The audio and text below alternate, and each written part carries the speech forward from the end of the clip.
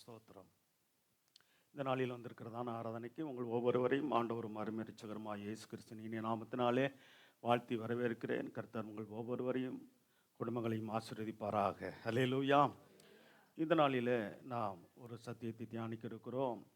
கர்த்தரை மகிமைப்படுத்தும் ஆராதனை என்ற தலைப்பில் நாம் இன்னைக்கு நல்ல முழுமையான ஒரு நல்ல சத்தியங்களை வேதத்திலிருந்து அங்கங்கு நாம் கர்த்தர் ஸ்தோத்திரம் இருக்கிற வார்த்தைகளை அறிந்து ஸ்தோத்திரம் கர்த்தரை மகிமைப்படுத்தும் ஆராதனையை ஸ்தோத்திரம் செய்யும்படியாக கர்த்தர் விரும்புகிறார். அல்லேலூயா. கர்த்தர் ஸ்தோத்திரம் உண்டாகட்டும். ஆகவே அதற்காகத்தான் நம்மை தெரிந்து கொண்டிருக்கிறார் என்று பார்க்கிறோம். ஆராதனை என்பது பரலோகத்தில் தேவன் ஏற்படுத்தின ஒன்று.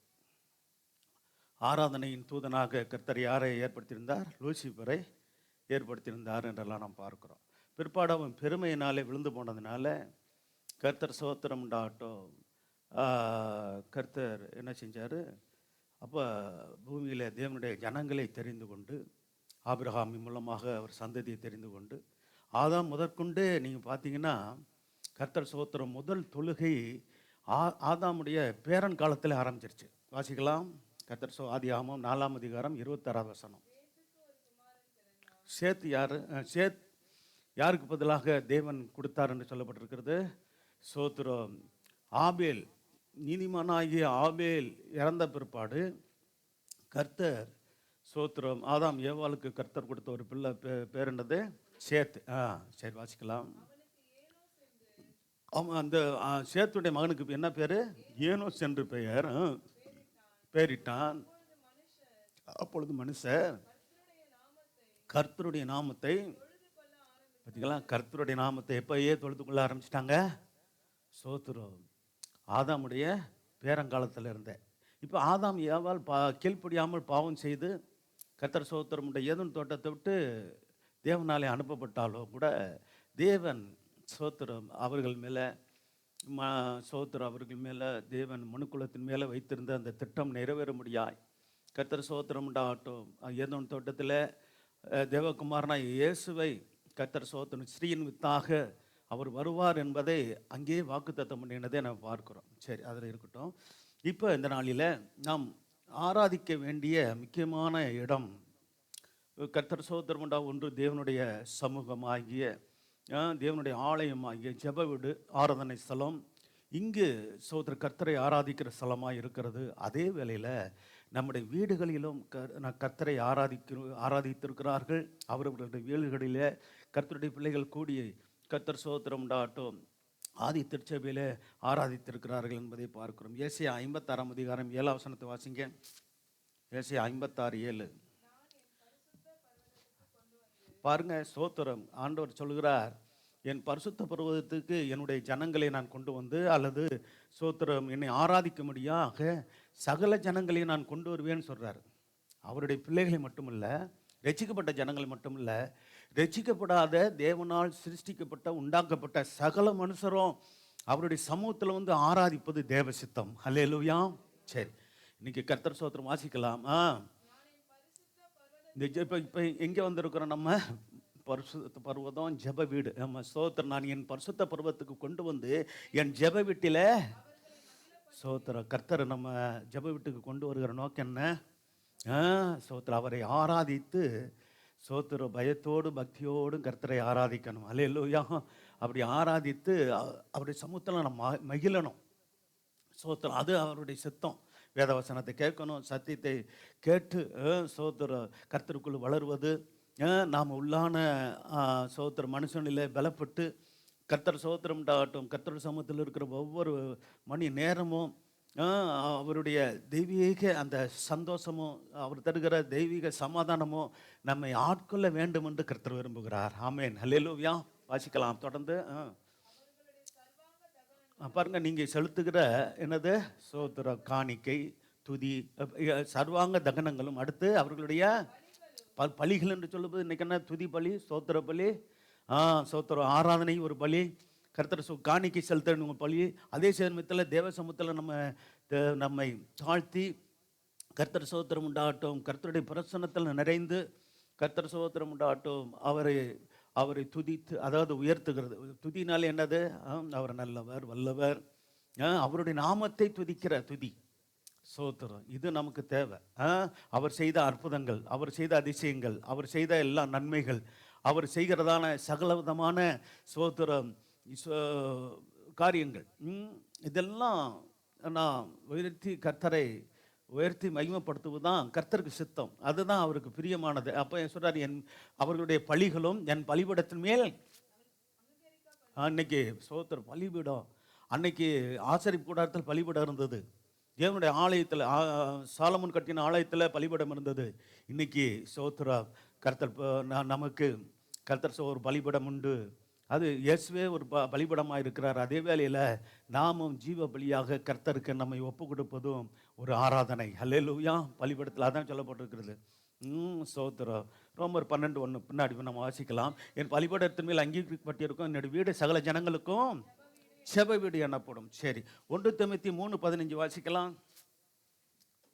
இது பழைய ஏற்பாட்டில் ஏசாயா 56:7 பழைய ஏற்பாட்டு தீர்க்கதரிசி மூலமாக, ஏசாயா தீர்க்கதரிசி மூலமாக கர்த்தர் சொன்ன வார்த்தை மட்டுமில்ல, புதிய ஏற்பாடு புஸ்தகத்தில் 1 தீமோத்தேயு 3:15 அப்போஸ்தலனாகிய பவுல் மூலமாக கர்த்தர் சொல்கிற வார்த்தை வாசிக்கலாம். தாமதிப்பேனாகில் அப்போ அங்கே ஜெப வீடுன்னு சொல்லப்பட்டிருக்கிறது. இது தேவனுடைய வீடு, ரெண்டும் ஒன்று தான். அல்லேலூயா. ஜெப வீடு, தேவனுடைய வீடு. அப்போ நீங்கள் பாருங்க, ரொம்ப இந்த ஸ்தலத்தை நம்ம என்ன பண்ணணும், இங்கே தேவன் அசைவாடுகிற இடம். நாமே ஜீவன் உள்ள தேவன் தங்க ஆலயம் என்பது சோத்திரம், மாறாத சத்தியம்.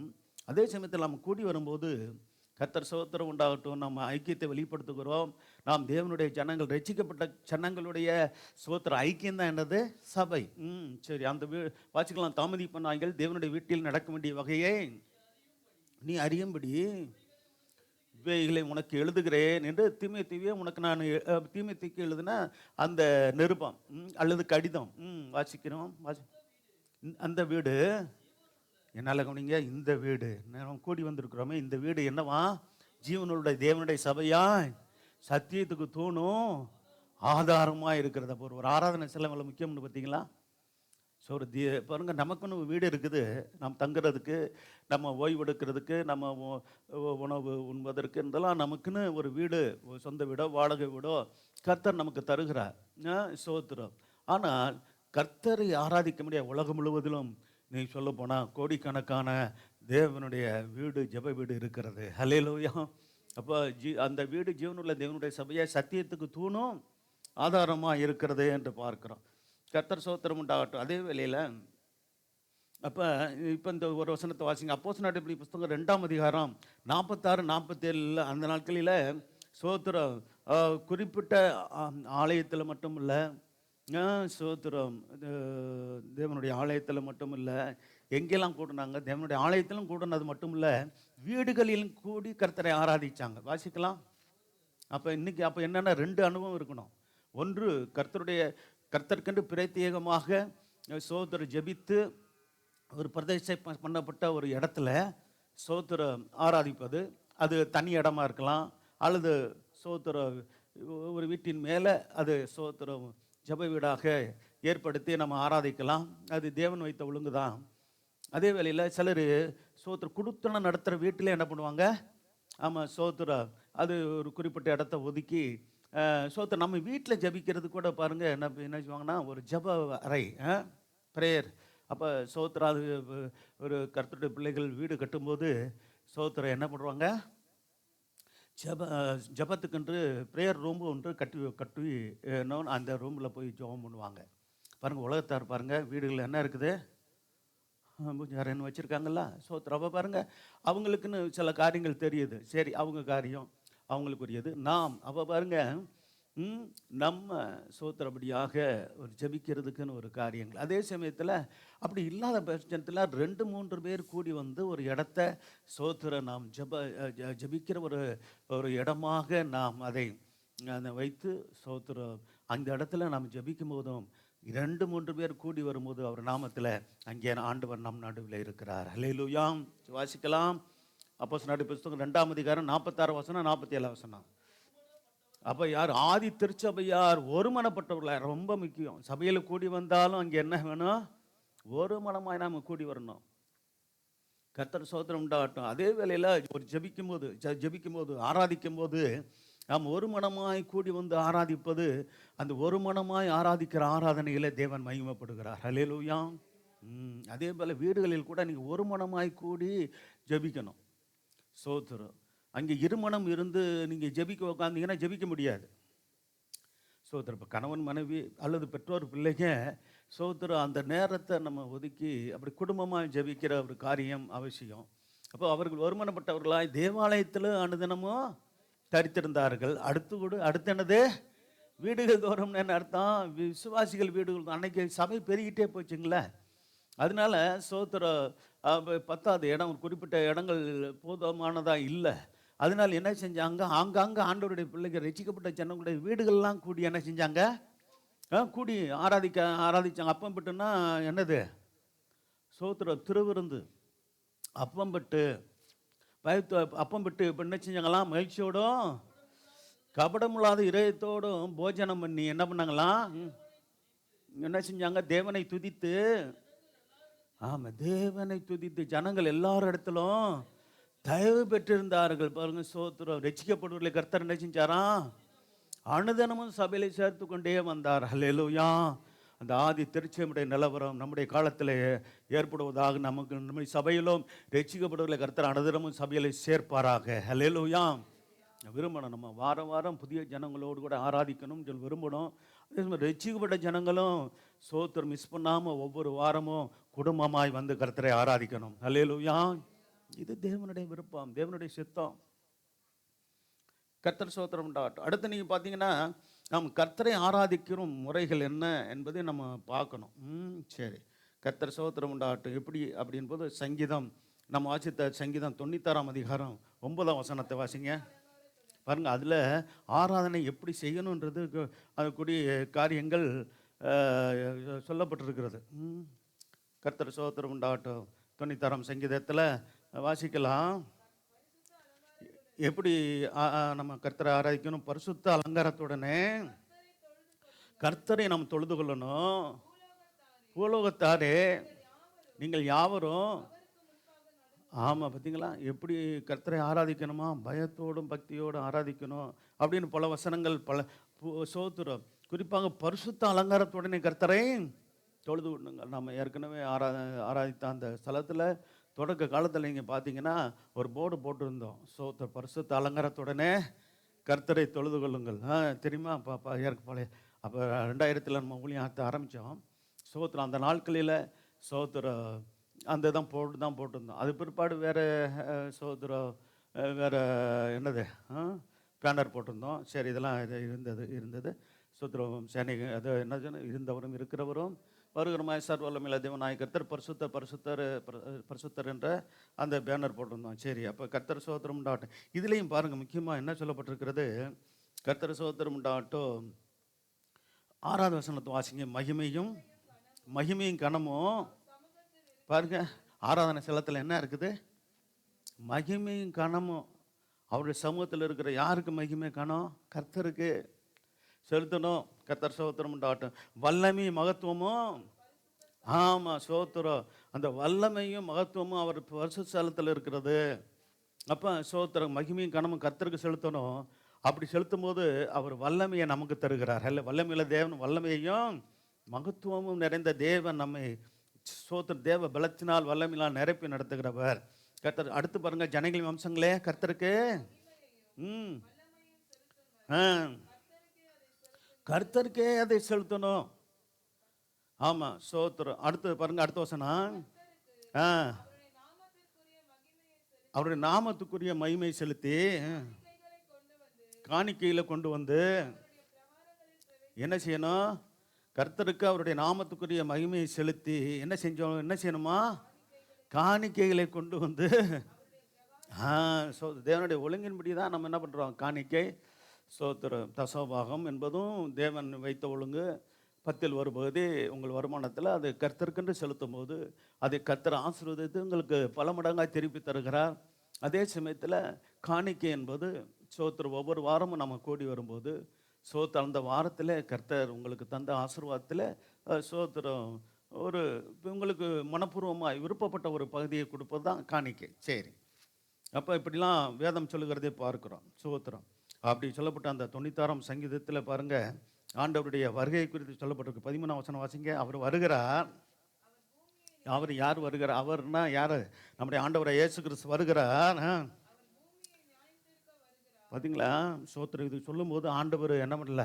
முதல் வருகை இல்லை. முதல் வருகை இல்லாத போது அவர் 2வது வருகை குறித்து இங்கே சொல்லப்பட்டிருக்கிறது. ஹல்லேலூயா. அப்போ முதல் வருகை குறித்தும் ஸ்தோத்திரம் மீகா புஸ்தகத்தில் மற்ற புஸ்தகங்களும் சொல்லப்பட்டாலும் கூட இங்கே முக்கியமாக கர்த்தராகிய இயேசு வருகிறார். அவர் பூமி எப்படி என்ன செய்ய போகிறாரு? நியாயந்தீர்க்க வரப்போகிறார். அது ஒரு பகுதி. ஒன்று, அவருடைய சபையை, சரீரமாகிய சபையை, ஸ்தோத்திர மனவாட்டி சபையை சேர்த்துக்குள்ளே வருகிறது மட்டும் இல்லை, அடுத்து பூமியை என்ன செய்ய வர்றாரு? அது பகிரங்கமான வருகை. ஸ்தோத்திர ரகசிய வருகை என்பது ஸ்தோத்திர சபையை சேர்த்துக்குள்ளே வருகிறது. அதாவது இந்த உலகத்தின் முடிவில் ஸ்தோத்திர இப்போ வரக்கூடிய நடக்கக்கூடிய காலங்கள்லாம் இப்போ 3ஆம் உலகப் போர் முடிகிற தருணத்தில் கர்த்தர் ஸ்தோத்திரம் உண்டாகட்டும். உலகப் போர் முடிஞ்சிருச்சுன்னா அடுத்தது என்ன தான்? ஆமாம், ஒரு எழுப்புதல் உண்டு. ஸ்தோத்திரம். அந்த எழுப்புதலோடு கூட எது வந்துடும்? ஆண்டவருடைய வருகை வந்துடும். இது எவ்வளோ நாள்னு சொல்ல முடியாது. இன்னும் சில மாதமா அல்லது சில வருஷமான்றது நமக்குலாம் தெரியாது. சரி, ஆனாலும் கூட நம்ம ஆயத்தமாக இருக்கணும். ஹல்லேலூயா. அவர் வருகிறார். ஒரு பூமியை நியாயந்தீர்க்கிறார். வருகிறார். பூலோகத்தை நீதியோடும், ஆமாம், நம்முடைய ஆண்டவர் ஸ்தோத்திரம் பூலோகத்தை நீதியோடும் ஜனங்களை சத்தியத்தோடும் கூட தான் என்ன பண்ணுவார்? நியாயந்தீர்ப்பார். வேதம் சொல்லுகிறது, நியாயத்தீர்ப்பு செய்யும் அதிகாரம் பிதாவை வைத்துக் கொள்ளுகிறது இல்லையா? அது எங்கே கொடுத்துட்டாரு? ஆண்டவராக இயேசு கிறிஸ்து வந்த பிற்பாடு யார்கிட்ட கொடுத்துட்டாரு? கர்த்தர் ஸ்தோத்திரம் உண்டாகட்டும். நம்முடைய கர்த்தராக இயேசு கிறிஸ்துல அந்த அதிகாரம் இருக்கிறது என்று நாம் வேதம் சொல்லுகிறது. சரி, இதெல்லாம் நீங்கள் நல்லா அறிஞ்சிருக்கணும். கர்த்தர் ஸ்தோத்திரம் உண்டாகட்டும். இன்னும் சில வார்த்தையில் பார்க்கலாம். கர்த்தர் ஸ்தோத்திரம் உண்டாகட்டும். கர்த்தரை அப்போ ஏசியா 42:8 வாசிங்க. சங்கீதம் 69:30 இதெல்லாம் வாசிங்க. நான் கர்த்தர்.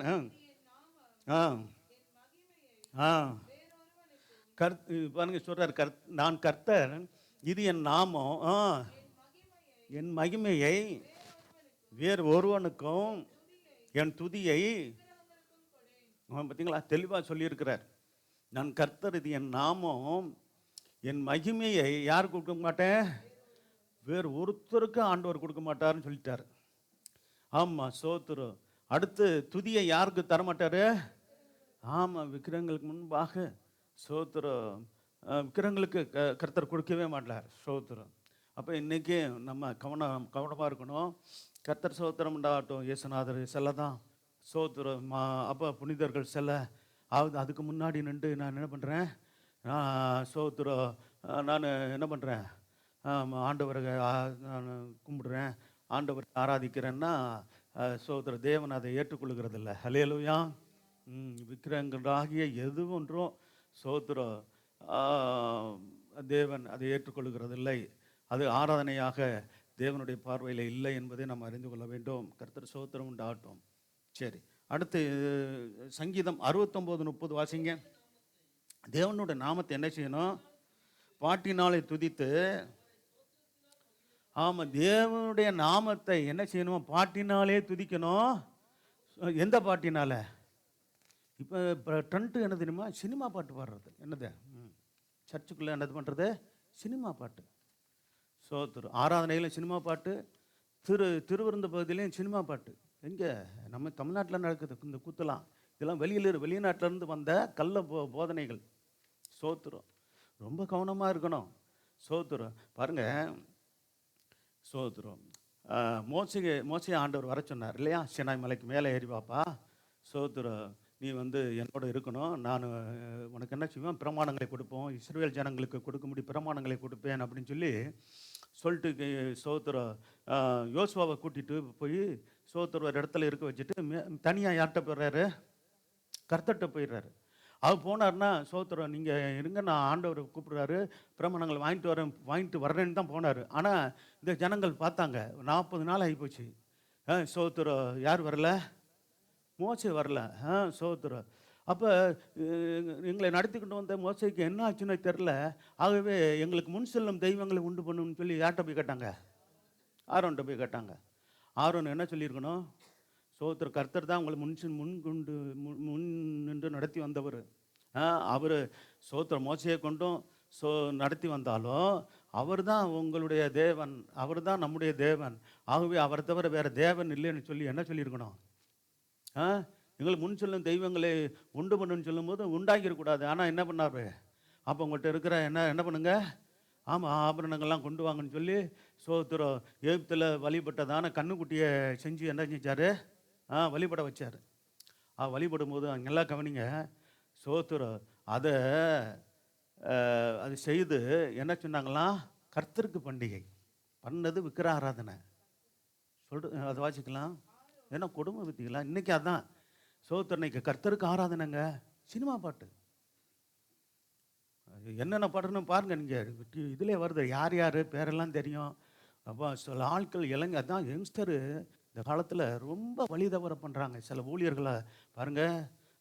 அந்த அதான் வேதத்தில் கர்த்தர் இந்த இதை தியானிக்கும் போது ஆண்டவர் ஒரு வசனத்தை கொடுத்து சபைக்கு சொல்லணும். குறிப்பாக அந்த ஊழியர்களுக்கு, இப்படிப்பட்ட தவறுகளை செய்கிற ஊழியர்களுக்கு நல்ல விதமான ஊழியம்னா நல்ல விதமாக செய்யணும். சினிமா பாட்டு பாடுறதும் விசில் அடிக்கிறதும் சினிமா டான்ஸ் ஆடிக்கிட்டு நடக்கிறதுக்கும், அதுக்கு நீ சினிமாவில் போயிடலாமே. எதுக்கு ஊழியக்காரனை நீ வந்த? ஊழியக்காரனுங்களுக்கு தகுதி இருக்குயா. பழைய ஏற்பாட்டிலையும் பாருங்க, ஊழியக்காரன் பயத்தோட பக்தியோடும் கர்த்தரை தொழுது கொண்டாங்க. வேதத்தில் இருக்க பார்த்தீங்களா? பயத்துடனே கர்த்தரை சேவியுங்கள், நடுக்கத்தோடனே நினைச்சணுமா? பயத்துடனே சேவிக்கணுமா? நடுக்கத்துடனே கழிவுறுங்கள். அப்படிப்பட்ட பக்திக்குரிய தேவனுங்க நம்ம தேவன். அவர் கூட இன்னைக்கு பழைய ஏற்பாடு காலம் வந்தால் உடனே தண்டிச்சிருவாரு. தெரியுங்களா உங்களுக்கு? ஆரோனுடைய 2 பிள்ளைகளை போட்டாரா? எங்கே முடிஞ்சா கதை? சொல்கிறேன் பாருங்க, பயம் இல்லை. இன்னைக்கு தேவன் கிருபையின் உள்ள காலமாக இருக்கிறபடினால என்ன பண்ணுறாரு? பொறுத்து அவங்க மனம் திரும்புவாங்களா? மனம் திரும்புறதுக்கு வாய்ப்பு கொடுக்குறாரு, தருணத்தை கொடுக்குறாருங்க. உண்மைங்க, சத்தியத்தை நான் தெளிவாக சொல்கிறேன். சரி, அது வாசிக்கலாம். 32 யாத்ரா 32:5. எதை பார்த்து பாருங்க? எவ்வளோ முட்டாளான ஒரு மனுஷன் தெரியுமா ஆரோனு அன்னைக்கே அடிச்சிருப்பார் கர்த்தர். மோசே நிமித்தம் இரக்கம் பாராட்டினார். ஒரு யார் சாதனால? சபையின் மேய்ப்பன் யாரு? சபையின் மேய்ப்பனாக இருந்தவர் யாரு? மோசே. சபையின் பிரதான ஆசாரியாக இருந்தவர் யாரு? ஆமாம், ஆரோனு. எவ்வளோ கவனமாக இருக்கணும்.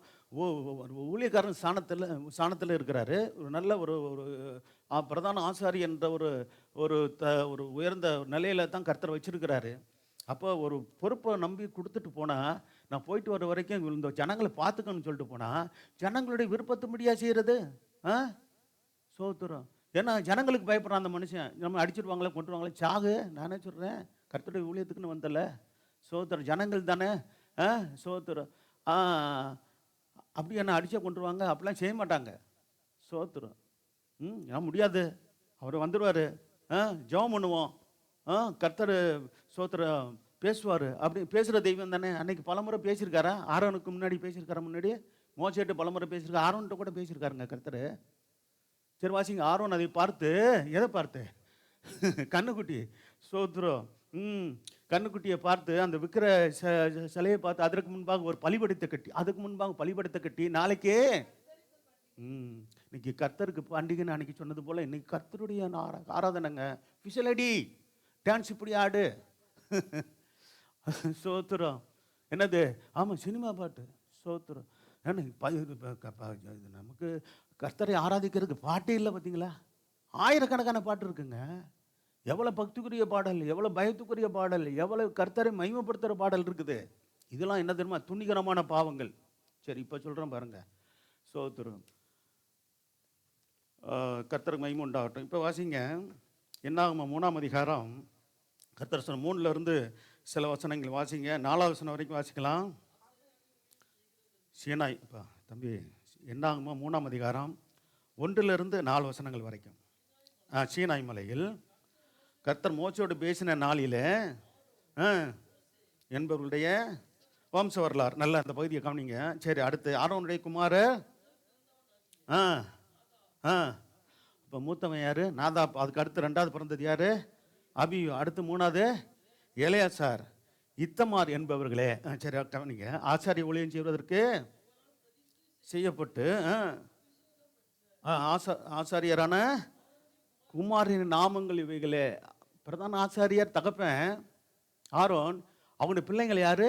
ஆசாரியர்கள். அன்னைக்கு லேவி கோத்திரத்தை சேர்ந்தவங்க தான் ஊழியம் செய்ய முடியும். அதுல தேவன் தெரிந்து கொண்டவர் தான் யாரு? பிரதான ஆசாரியராகி ஆரோன். ஆரோனை சொன்னார், ஆண்டவரை சொன்னார், ஆரோனுடைய பிள்ளைகள் ஆசாரியர்களாக இருக்கட்டும் அப்படின்னு ஆண்டவரே தான் சொன்னது. அதோடு கூட அவங்க பிள்ளைகள் மட்டும் இல்லை, இன்னும் அநேக லேவி கோத்திரத்தை சேர்ந்தவர்கள் ஆசாரியர்களை தேவன் நியமித்திருந்தார். சரி, அடுத்த வசனத்தை வாசிங்களேன். ஆ ஆ ஆ என்னச்சான், நாதாபும் அபியும் சீனான் வனேந்திரத்தில் அந்நிய கனியை கர்த்தருடைய சந்நிதியில் கொண்டு வந்த போது அண்ணன் கர்த்தரே அடிச்சிட்டாரு. ஆரோனுடைய பிள்ளைக்கு தான் பாவம் அப்படியே புண்ணியம் பார்த்தார.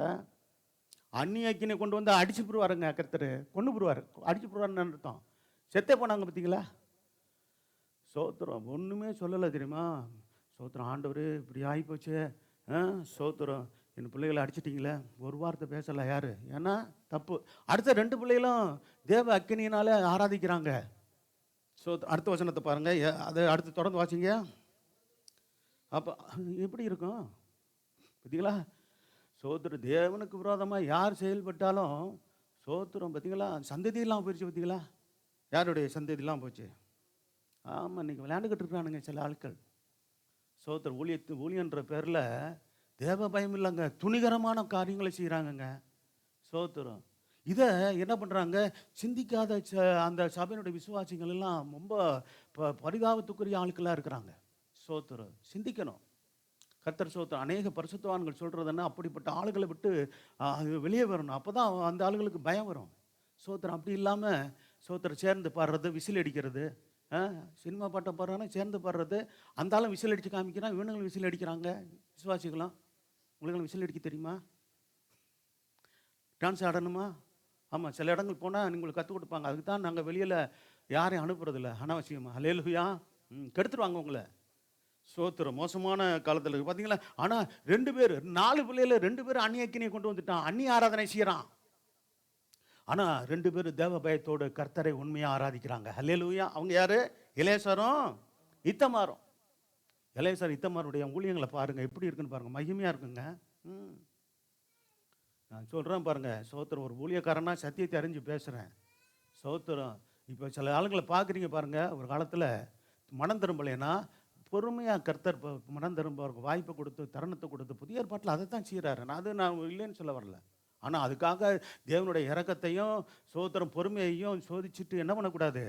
தானையும் கெடுத்து தன்னை சோத்திரம் சபையும் கெடுத்துக்கிட்டு இருக்கிறது எவ்வளோ துணிகரமான பாவங்க. கள்ள ஊழியக்காரனாக இருந்துக்கிட்டு சோத்திரம் ரொம்ப ஆண்டவரை துக்கப்படுத்துகிற காரியங்களை செய்கிறாங்க. சபைக்கு சரியான சத்தியத்தை சொல்லு, உண்மையான ஆராதனையா பாருங்க. உதாரணத்துக்கு வேதத்திலிருந்தே சாட்சி இருக்குது. சோத்திரம் நாதாபும் அபியும் மறக்காதீங்க. கர்த்தர் சோத்திரம் உண்டாடும். தங்கள் தகப்பனை ஆரோனுக்கு முன்பாக அடுத்து இந்த 2 பேர் தான் ஆசாரிய ஊழியம் செய்தாங்கள் இருக்குது இல்லையா? சரி, கர்த்தர் சோத்திரம் உண்டாடும். சரி, கர்த்தர் நல்லவர். இப்போ இன்னும் சில வசனங்களை வாசிங்க. சங்கீதம் 95:2. சோத்திரம் 95ஆம் அதிகாரம் 2ஆம் வசனம். துதித்தலுடனே அவர் சந்நிதிக்கு எப்படி இருக்கணும்? கர்த்தருடைய சந்நிதியில் துதித்தலுடனே அவர் சந்நிதிக்கு முன்பாக. ஆமாம், அப்போ என்னென்னா உள்ள ஆராதனைக்கு ஸ்தலத்தில் வரும்போதே சோத்திரம்னு உள்ளே நுழைங்க. ஹல்லேலூயா. உள்ளே வந்துட்டிங்கன்னா கூட சோத்திரம் ஆராதனைக்கு முன்னாடி கூட கொஞ்சம் நேரத்துக்கு முன்னாடி வந்துட்டால் கூட நல்லது. இங்கே வந்துட்டு பக்கத்தில் பேசிகிட்டு இருக்காதீங்க, ஆண்டவரோடு பேசுங்க. ஹல்லேலூயா. சோத்திரம் மெதுவாக சோத்திரம் பண்ணுங்க, வேதத்தை வாசித்து கொண்டு இருங்க. சோத்திரம் இதில் கவனம் செலுத்துங்க. கர்த்தர் சோத்திரம் உண்டாகட்டும். வேதத்தை வாசிங்க அந்த நேரத்தில். சோத்திரம் துதித்து கொண்டு இருங்க, சோத்திரம் பண்ணி கொண்டு இருங்க. சோத்திர பணிகள்லாம் இருக்குல்ல, அதில் இப்போ எடுத்து சோத்திரம் பண்ணுங்க. சோத்திரம் அப்போ கர்த்தருடைய சமூகம் ரொம்ப நம்ம எவ்வளோ பாருங்கள். உள்ளே நுழையும் போதே பழைய ஏற்பாட்டு பரிசுத்தவான்கள் எப்படி நுழைவாங்களா? அந்த ஆலயத்தில் நுழையும் போதே துதித்து கொண்டே நுழைவாங்களாம். ஹல்லேலூயா. அந்த அனுபவம் இருக்கா இல்லையா? அப்படி இல்லைன்னா என்னிலேருந்து கற்றுக்குங்க. ஹல்லேலூயா. உள்ளே வரும்போதே சோத்திரம் உள்ளே வாங்க. ஹல்லேலூயா. தேவன நாமத்தை பாட்டினாலே துதித்து எதனால சோத்திரம் பண்ணணும்னு வாசித்தோம்? சோத்திரத்தினால சோத்திரம், அது என்ன மகிமைப்படுத்தணும். சோத்திரம் பண்ணுகிறது என்னது? மகிமை. ஒவ்வொரு ஸ்தோத்திரன்ற வார்த்தையை நீங்கள் சொன்னாலே போதுங்க. அது சோத்திரம், நீங்கள் மகிமைப்படுத்திக்கிட்டே இருக்கிறீங்கன்னு அர்த்தம். எங்களுக்கெல்லாம் பரிசுத்தவான்கள் கற்றுக் கொடுத்தது இன்றைக்கும் மறக்க முடியல. அநேக வேலையில் உங்களுக்கு தெரியும் பாருங்கள், பிரசங்க வேலையிலும் அதிகமாக நான் சோத்திரம் சொல்கிறேன். இடையில அது இயற்கை, அது தேவனே அப்படி கொடுக்குறாரு. அதே சமயத்தில் வீட்டில் இருக்கும்போதும் போகும்போது வரும்போதெல்லாம், டூ வீலரில் போகும்போதும் வரும்போதும் கூட, வீட்டில் இருக்கும்போதெல்லாம் சோத்திரம் மெதுவாக நானே கூட சொல்லிக்கிட்டு இருப்பேன். சில சமயம் கொஞ்சம் சத்தமாக சொல்லுவேன், சோத்திரம். இப்படி நம்ம சொல்லிக்கிட்டே இருக்கணும். துதி. அப்போ பாருங்கள், அதுக்கு பெரிய மகிமை இருக்குது பாருங்கள். அது குறித்து எவ்வளோ சொல்கிறாரு பாருங்கள், வேதத்தில் வாசிங்க. கர்த்தர் சோத்திரம் உண்டாட்டி. சரி, புதிய ஏற்பாட்டில் சில வார்த்தைகள் சொல்கிறேன். சரி, நம்முடைய ஆண்டவராக இயேசு கிறிஸ்து பாருங்கள், இந்த ஆராதனை எப்படிப்பட்ட ஒரு ஆராதனை செய்யணும்னு ஆண்டவரே சொல்லியிருக்கிறார். சரி, அதுக்கு முன்னாடி சில வசனங்களை சொல்லிடலாம். சங்கீதம் 50ஆம் அதிகாரம் 14ஆம் வசனம், 15ஆம் வசனம், 23ஆம் வசனத்தை வாசிங்க. சங்கீதம் 50 அருமையாக சொல்லப்பட்டிருக்கிறது. தேவனுடைய ஜனமே, நீங்கள் தேவனுக்கு கர்த்தருக்கு சோத்திர பலியிட்டு பாருங்க, சோத்திர பலி, அதை பலியிட்டு என்ன செய்யணுமா? பழைய ஏற்பாட்டில் இதெல்லாம் இருக்குது. நேற்று கூட பார்த்தோம். அந்த நாட்களில் லேவியராகமத்தை சனிக்கிழமை மாலையில் நம்ம என்ன பண்ணுறோம்? வேத படமாக தியானித்து கொண்டு இருக்கிறோம். அப்போ பாருங்கள், 5 வகையான பலிகளை குறித்து சொல்லப்பட்டிருக்குது இல்லையா? சோத்திரம், அந்த பலியில் சோத்திரம் இது. அதிலே பழைய ஏற்பாட்டிலே என்ன ஒரு பலி என்ன இருந்துச்சு? அதாவது என்ன பலி? சர்வாங்க தகன பலி, சோத்திர குற்ற நிவாரண பலி, பாவ நிவாரண பலி, போஜன பலி, அடுத்து சமாதான பலி. சரி, அதே சமயத்தில் பழைய ஏற்பாட்டில் இருக்க ஒரு சோத்திர பலின்னு ஒரு சின்ன பலிகள்லாம் இருந்தது. சோத்திர பலின்னு அப்படி காரியங்கள் இருந்தது. சோத்திரம் இன்னைக்கு நம்ம பாருங்க, முழுக்க சோத்திர பலி தான் அதிகமாக நம்ம ஏறெடுக்கணும். அது தேவன் விரும்புகிறா. நீ தேவனுக்கு ஸ்தோத்திர பலியிட்டு. ஆமாம், பழைய ஏற்பாட்டிலே சொல்லப்பட்டுச்சு. புதிய ஏற்பாட்டுக்கு ரொம்ப அவசியமானது. சபைக்கு சோத்திர பலியிட்டு உன்னதமானவருக்கு நம்ம என்ன செய்யணும்? பொருத்தனைகளை செலுத்தி. கர்த்தர் நமக்கு பொருத்தனை பண்ண முடியாத சில காரியங்களை கொடுத்துருக்கும் போது அந்த பொருத்தனைகளை நாம் நியமித்து அந்த பொருத்தனைகளை நிறைவேற்றணும். அல்லேலூயா. நியமிக்கணும், அதை நிறைவேற்ற வேண்டிய நேரத்தில் நிறைவேற்றணும். அது தேவன் எதிர்பார்க்கிறார். சரி, அடுத்த வசனம். பாருங்க, சொல்றாரு பாருங்க, ஆபத்து காலம்ன்ற ஒரு நெருக்கமான சூழ்நிலைகள் பொதுவாக எல்லாருடைய வாழ்க்கையில் வரக்கூடிய சூழ்நிலை. வியாதியாக இருக்கலாம், சில போராட்டங்களாக இருக்கலாம், சில பிரச்சனைகளாக இருக்கலாம், சில விபத்துக்களாக கூட இருக்கலாம். சோத்திரம், அந்த நேரத்தில் கூட சோத்திரம், அந்த சமயத்தில் என்ன செய்யணும்? ஆமாம், ஒரு சில சம்பவங்கள் நடக்க போகுது, ஏதாவது ஒரு இதாக நடந்துச்சுன்னா உடனே நம்ம வாயில் வரணும், ஏசப்பா சோத்திரம். எப்படி சொல்லணும்? ஐயோ அம்மானெலாம் சொல்லக்கூடாது. ஒரு சிலருக்கு பாருங்க, ஏதாவது ஒரு காரியம்னு என்ன உடனே என்ன சொல்லுவாங்க? அப்பா அம்மாவை கூப்பிட்டுட்டு இருப்பாரு. அம்மா வந்தால் உதவி செய்ய முடியும். அந்த நேரத்தில் ஏசப்பா உதவி செய்வார். அல்லேலூயா. நம்ம பொதுவாகவே பழகிட்டோம். அப்பா அம்மான்னு இருக்கிற அதெல்லாம் நல்ல ஒரு பழக்கம் தான். அப்பா அம்மாவை சோத்திரம், சிறு பிள்ளையிலேருந்து அப்பா அம்மாவோட நம்ம பெற்றோர்களோடு வளர்ந்துருக்குறோம். அதே சமயத்தில் ஒரு ஆபத்தான சூழ்நிலை, ஒரு நெருக்கமான சூழ்நிலை, எசப்பா சோத்திரம், எசுவே அப்புறம் அந்த நாமத்தை சொல்லி கூப்பிடுங்க. அந்த நாமத்தை சொல்லும்போது அங்கே உதவி உடனே வந்து சேரும். அல்லேலூயா. ஆபத்து காலத்தில் யாரை நோக்கி கூப்பிட சொன்னார்? அப்பாவை கூப்பிடு, அம்மாவை கூப்பிடுன்னு சொன்னாரா? இல்லை அண்ணனை கூப்பிடு, அக்காவை கூப்பிடுன்னு எதுவும் சொன்னாரா? யாரை கூப்பிட சொன்னார்? ஆண்டவர் நோக்கி கூப்பிடணும். என்ன நோக்கி கூப்பிடு, நான் உன்னை விடுவிக்கிற தேவன். அப்போ பாருங்க, என்ன நெருக்கம், என்ன பிரச்சனை, என்ன போராட்டம், என்ன ஆபத்து, நிச்சயமாக நாம் தேவன் சொன்னதை நிறைவேற்றுவார், விடுவிப்பார். அல்லேலூயா. அடுத்து அப்படி சொல்லும்போது அடுத்து சொல்லப்படுற, நீ என்னை மகிமைப்படுத்துவாய். நம்முடைய நோக்கம் பூரா கர்த்தரை மகிமைப்படுத்தணும். சோத்திரம். அதான் பாருங்க, இந்த வார்த்தை, இந்த வசனம் நமக்கு மறக்கவே கூடாது. ஏசியா 42:8 மனப்பாடமாக நம்ம சொல்லணும். என்ன சொல்லணும்? சோத்திரம், கர்த்தர் என்பது அவருடைய நாமம், என்னுடைய மகிமையை வேறு ஒருவனுக்கும் துதிய விக்கிரகங்களுக்கும் கொடுக்க மாட்டேன்னு சொல்லிட்டார். இந்த வார்த்தை, இந்த சின்ன வார்த்தை வசனம் தான் அல்ல, அப்படி மனதில் வைத்துக் கொள்ளுங்க. சோத்திரம். சரி, அப்போ ஆமாம், துதியை வேறு ஒருவனுக்கும் கொடுக்க மாட்டாருங்க. அவரை தான் துதிக்கணும், அவருக்கு தான் துதிக்கணும். அப்படின் போது நீ சினிமாவை பாட்டு பாடி நீ அந்நியனை துதிக்கிறிய, அந்நிய அக்கினியை இறக்குறிய, அந்நிய அக்கினிங்க, அது அந்நிய ஆராதனை. அதெல்லாம் சோத்திரம். வேத வசனம் பைபிள் இருக்குது, ஆனால் பைபிள் எடுக்கிறது இல்லை. ஏதாவது ஒரு வசனத்தை எடுத்துக்கிட்டு என்ன பண்ணுறது? ஆமாம், சோத்திரம். தேவையில்லாத தவறான விளக்கங்களை கொடுத்து ஜனங்களை தவறாக வழி நடத்துறது ரொம்ப ஆபத்து. சோத்திரம். பாருங்க, ரொம்ப கவனமாக இருக்கணும். சோத்திரம். அப்போ இன்னைக்கு ஆரோன் செஞ்ச வேலையை தான், இப்போ அன்னைக்கு ஆரோன் செஞ்ச வேலையை தான் இன்னைக்கு பல பேர் இப்படிப்பட்ட ஆட்கள் பண்ணிக்கிட்டு இருக்கிறாங்க. கர்த்தர் ஸ்தோத்திரம் உண்டாகட்டும். ஆமாம், நேற்று பார்த்தேன். குத்து என்னம்மா, ஆமாம் கிறிஸ்டின் சாங்ஸாம். என்னது குத்து குத்து குத்து பாட்டு வச்சு கேள்விப்பட்டிருக்கீங்களா? குத்தாட்டம். ஆ அதே மாதிரி அந்த குத்து போட்டுக்கிட்டு தான் கிறிஸ்டின் பாட்டை போட்டு அவர் குத்து ஆட்டுறாரு. அவர் சோத்திரம். ஒரு ஆள் ஒரு குரூப்பு சுத்தமாக சினிமா பாட்டே பாடிக்கிட்டு தெரியுது. இன்னொன்று என்னது, ஏசப்பா கிறிஸ்டின் பாட்டே போட்டுக்கிட்டு குத்தாட்டம். ஆ சோத்திரம். அவர் இந்த குத்தாட்டம் ஆடுறவருக்கு இவ்வளோ நேரம் தொங்குது எங்கே பின்னாடி கொண்டை. என்னது கொண்டையான்னு சொல்கிறது, அது என்னது குடும்பியா? ஆமாம், இப்போ ரப்பர் பண்ணிருக்காரு. ஆமாம், ஆம்பளையா பொம்பளையான்னு தெரியல. முன்னாடி இந்த தாடி இருக்கிறதுனால ஆம்பளைன்னு தெரியுது இல்லைன்னா. என்ன மாதிரி நல்லா சேவ் பண்ணிட்டு அப்போ ஆம்பளையா பொம்பளையான்னு கஷ்டமாயிடும். சோத்திரம். அப்போ வேதத்தில் கூட இருக்கு. ஒன்று ஊழியக்காரன் என்ன பண்ணணும், நல்லா சேவ் பண்ணி அப்படி இருக்கலாம், இல்லாட்டி மீசை வைக்கணும் இருக்கலாம், பரவாயில்ல. சோத்திரம். அதே சமயத்தில் எப்படி இருக்கக்கூடாது, தேவனுடைய சாயல் உடையவர்களாக இருக்கணும். சிலர் பார்த்தா இவங்க கர்த்தருடைய ஊழியக்காரனா இல்லாட்டி பாயான்னு தெரிய மாட்டாங்குது. அப்படி ஒரு மாதிரி என்னது, தாடி வச்சுக்கிட்டீங்க வச்சுக்கொள்ளுங்க, நான் உங்களை இது பண்ணல. சோத்திரம். அவங்க மாதிரி முஸ்லீம் பாருங்களா பார்த்தீங்களா? நான் ஒரு தம்பியை பார்த்தேன். சோத்திரம் பாருங்க. அப்போ அப்படியே பக்காவா அந்த இங்கே பாருங்கள் மீசை இப்படி வலிச்சிருப்பாங்க. ஆனால் இந்த பக்கம்லாம் என்ன இருக்கும், தாடி இருக்கும். நம்ம அப்படி யாரும் இல்லை இங்கே. மீசையும் வச்சுருக்கீங்க, தாடி வச்சுருக்கிறீங்க, பரவாயில்ல, வச்சுக்கோங்க. அல்லேலூயா. அப்போ பாருங்கள் சோத்திரம். இதுக்கு ஒரு பிரமாணமே இருக்குதுங்க. என்னது, அப்போ பெண்களை போல் ஆண்கள் என்ன பண்ணக்கூடாதா, முடி வளர்க்கக்கூடாதுன்னு இருக்குது. சோத்திரம். என்ன பண்ணணுமா? ஆமாம், நீட்டாக வெட்டி நல்லா பழைய ஏற்பாட்டிலிருந்தே சொல்லப்பட்டிருக்குது.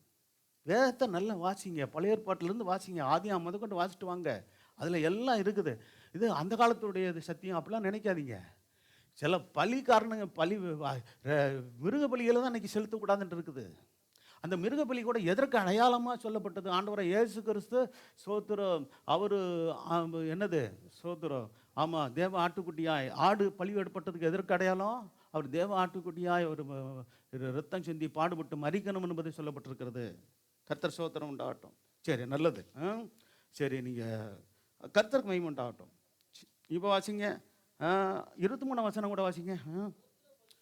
பாருங்க, சோத்திர பலியிட்ட விடுகிற யாராக இருந்தாலும் சோத்திர பலியை செலுத்தும் போது என்ன உண்டாகுதான்?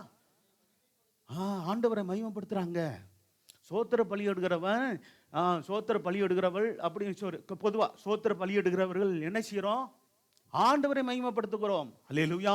சோத்திரம். அடுத்து என்ன சொல்லப்படுகிறது? தன் வழியை சபையப்படுத்துகிறவனுக்கு பாருங்க, அதோடு கூட தான் அந்த வசனம் சொல்லப்படுகிறது. சோத்திர பலியிட்டு அப்படியே தெய்வ பயத்தோடு சோத்திரம் நல்ல பக்தியோடு தேவனை உண்மையாக பின்பற்றும் போது அவர்கள் தங்கள் வழியை சபைப்படுத்துகிறார்கள். அப்படிப்பட்டவர்களுக்கு தேவன் என்ன செய்கிறாரா? தேவனுடைய ரட்சிப்பை வெளிப்படுத்துகிறார். ஸோ ரட்சிப்பை பெறுகிறோம். ஒன்று. இன்னொன்று, பலவிதமான ரட்சிப்பு. பாவத்தில் மட்டும் இல்லை, சாபத்தில் இருந்தோம், பிசாசின் படியில் இருந்தோம். ஆமாம், பலவிதமான நெருக்கத்திலிருந்து போராட்டத்திலிருந்து விடுதலை ஆகிறதா ரட்சிப்புன்ற வார்த்தை தான் பயன்படுத்தப்பட்டிருக்கிறது. சரி, இப்போ பாருங்க, ஆண்டவராக இயேசு கிறிஸ்து இப்படி ஆராதிக்கணும்னு சொல்லி வச்சிருக்கிறாரு. யோவான் 4ஆம் அதிகாரம் 23 வசனம் 24 வசனத்தை வாசிங்க. இது மறக்கக்கூடாது. அவர் சொன்னதை செஞ்சால் போதுங்க.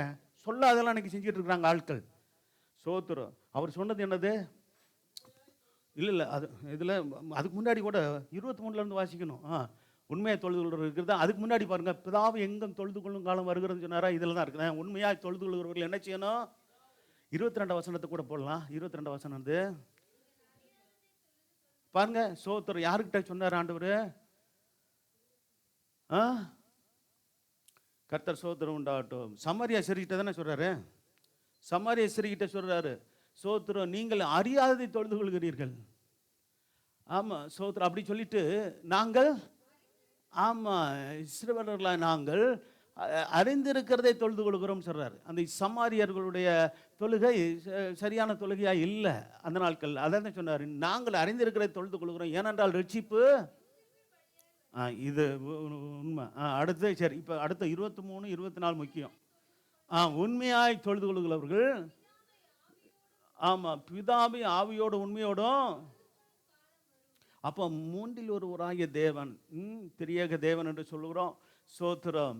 அப்போ 3 ஆழ்த்துவத்தில் வெளிப்பட்ட ஒரே தேவன் தான் 3 ஆழ்த்துவத்தில் வெளிப்பட்டார் என்று பாருங்கள். பிதாவி ஆவியோடு உண்மையோடு தொழுது கொள்ளும் காலம் வரும். அது இப்போ வந்துருச்சு சொல்லிட்டாரு. ஆண்டவராக இயேசு கிறிஸ்து ஊழியம் செய்த நாட்களிலே அவர் பிறந்ததிலிருந்தே வந்துருச்சு. அல்லேலூயா. இப்பொழுதே வந்து விட்டது, வந்திருக்கிறது. தம்மை தொழுது கொள்கிறவர்கள் இப்படிப்பட்டவர்களாக இருக்கும்படி பிதாவானவர் விரும்புகிறார். அப்போ சோத்திரம், ஆவியோடும் உண்மையோடும் தொழுது கொள்ளணும். மறுபடியும் சொல்றாரு, என்ன சொல்றாரு, அது விலக்கி ஆண்டவர் சொல்றாரு, விலக்கி சொல்றாரு பாருங்க. என்ன சொல்றாரு? தேவன் ஆவியா இருக்கிறார், அவரை தொழுது கொள்பவர்கள் சோத்திரம். பார்த்தீங்களா? அதுக்கு தான் எந்த ஒரு வெள்ளை சோத்திர சிலைகளையோ எந்த விதமான கர்த்தர் சோத்திரம் உண்டாகட்டும் படங்களையோ சித்திரங்களையோ நம்ம வச்சிருக்கிறது இல்லை. ஏன்னா தேவன் எப்படி இருக்கிறாரு? ஆவியா இருக்கிறார். அப்படின்னா சோத்திரம் கண் பார்க்க முடியாதபடிக்கு சோத்திரம் அவர் சோத்திரம் பாருங்க. ஒன்று தேவனும் ஆவியாக இருக்கிறார், பிசாசும் கூட எப்படி தான் இருக்குது? ஆவியாக தான் இருக்குது. அதே தேவதூர்களோட இப்படி தான் இருக்காங்க. ஆமாம், ஆவியாக தான் இருக்கிறாங்க. அப்போ நம்முடைய கண்களால், சரீர கண்களால் சாதாரணமாக பார்க்க முடியாது. ஒரு சிலருக்கு தேவன் என்ன பண்ணுவார்? அப்போ சோத்திரம் அவர்களுடைய கண்களை திறந்து அப்போ தேவதூர்களை பார்க்க வச்சிருக்கிறாரு, பிசாசு கூட பார்க்க வச்சிருக்கிறார். சோத்திரம். சரி, கர்த்தர் சோதரம் உண்டாகட்டும். அப்போ வாசிக்கலாம், உண்மையாக தொழுது கொள்ளுங்கள், பிதாவி ஆவியோடு உண்மையோடு தொழுது கொள்ளணும் அப்படின்ட்டு அடுத்த வசனம் போடலாம். 2:24 வசனம். தேவன் ஆவியாக இருக்கிறார், அவரை தொழுது கொள்ளுகிறவர்களை எப்படி தொழுது கொள்ளணுமா? ஆவியோடும் உண்மையோடும் அவரை தொழுது கொள்ளணும். சரியான விதமான ஆராதனை, உண்மையான ஆராதனை. ஆவியோடும் அப்படின்னா நம்முடைய ஆராதனையில் நல்லா நீங்க தேவனுடைய ஆவியானவரோடு கூட நம்முடைய ஆவி இணைந்து உறவாடுகிறது தான் தேவன் விரும்புகிற ஆராதனை. ஹல்லேலூயா. டான்ஸ் ஆராதனை இல்லை, நடன ஆராதனைன்னு இப்போ பிரபலமாயிட்டு இருக்கு. நேரத்தை வீணடிச்சு சபையை சோத்திரம் என்னது? ஆமாம், எப்படி சோத்திரம் சினிமா பப்பு மாதிரி ஆக்கி சோத்திரம் புகை விடுறது எல்லாம். அவனவனும் ஒரு ஊழியக்காரன், மூத்த ஊழியக்காரன் சொன்னார், அவன் என்ன பண்ணுறானுங்களாம், மியூசிக் போடுறவன் அவெல்லாம். நம்ம பிள்ளைங்களாம் அப்படி இல்லை. ஒருத்தர் அங்கங்கே கண்ணடிச்சிட்டு இருக்கானுங்களாம். யார்? பெரிய ஊழியக்காரர், சென்னையில் இருக்க ஊழியக்காரர், பேர் சொல்ல விரும்பல. கண்ணடிக்கிறானுங்கன்னாரு. யாரை பார்த்து எவன் கண்ணடிக்கிறான்னு தெரில, அவன் கண்ணை நோண்டணும். அல்லேலூயா.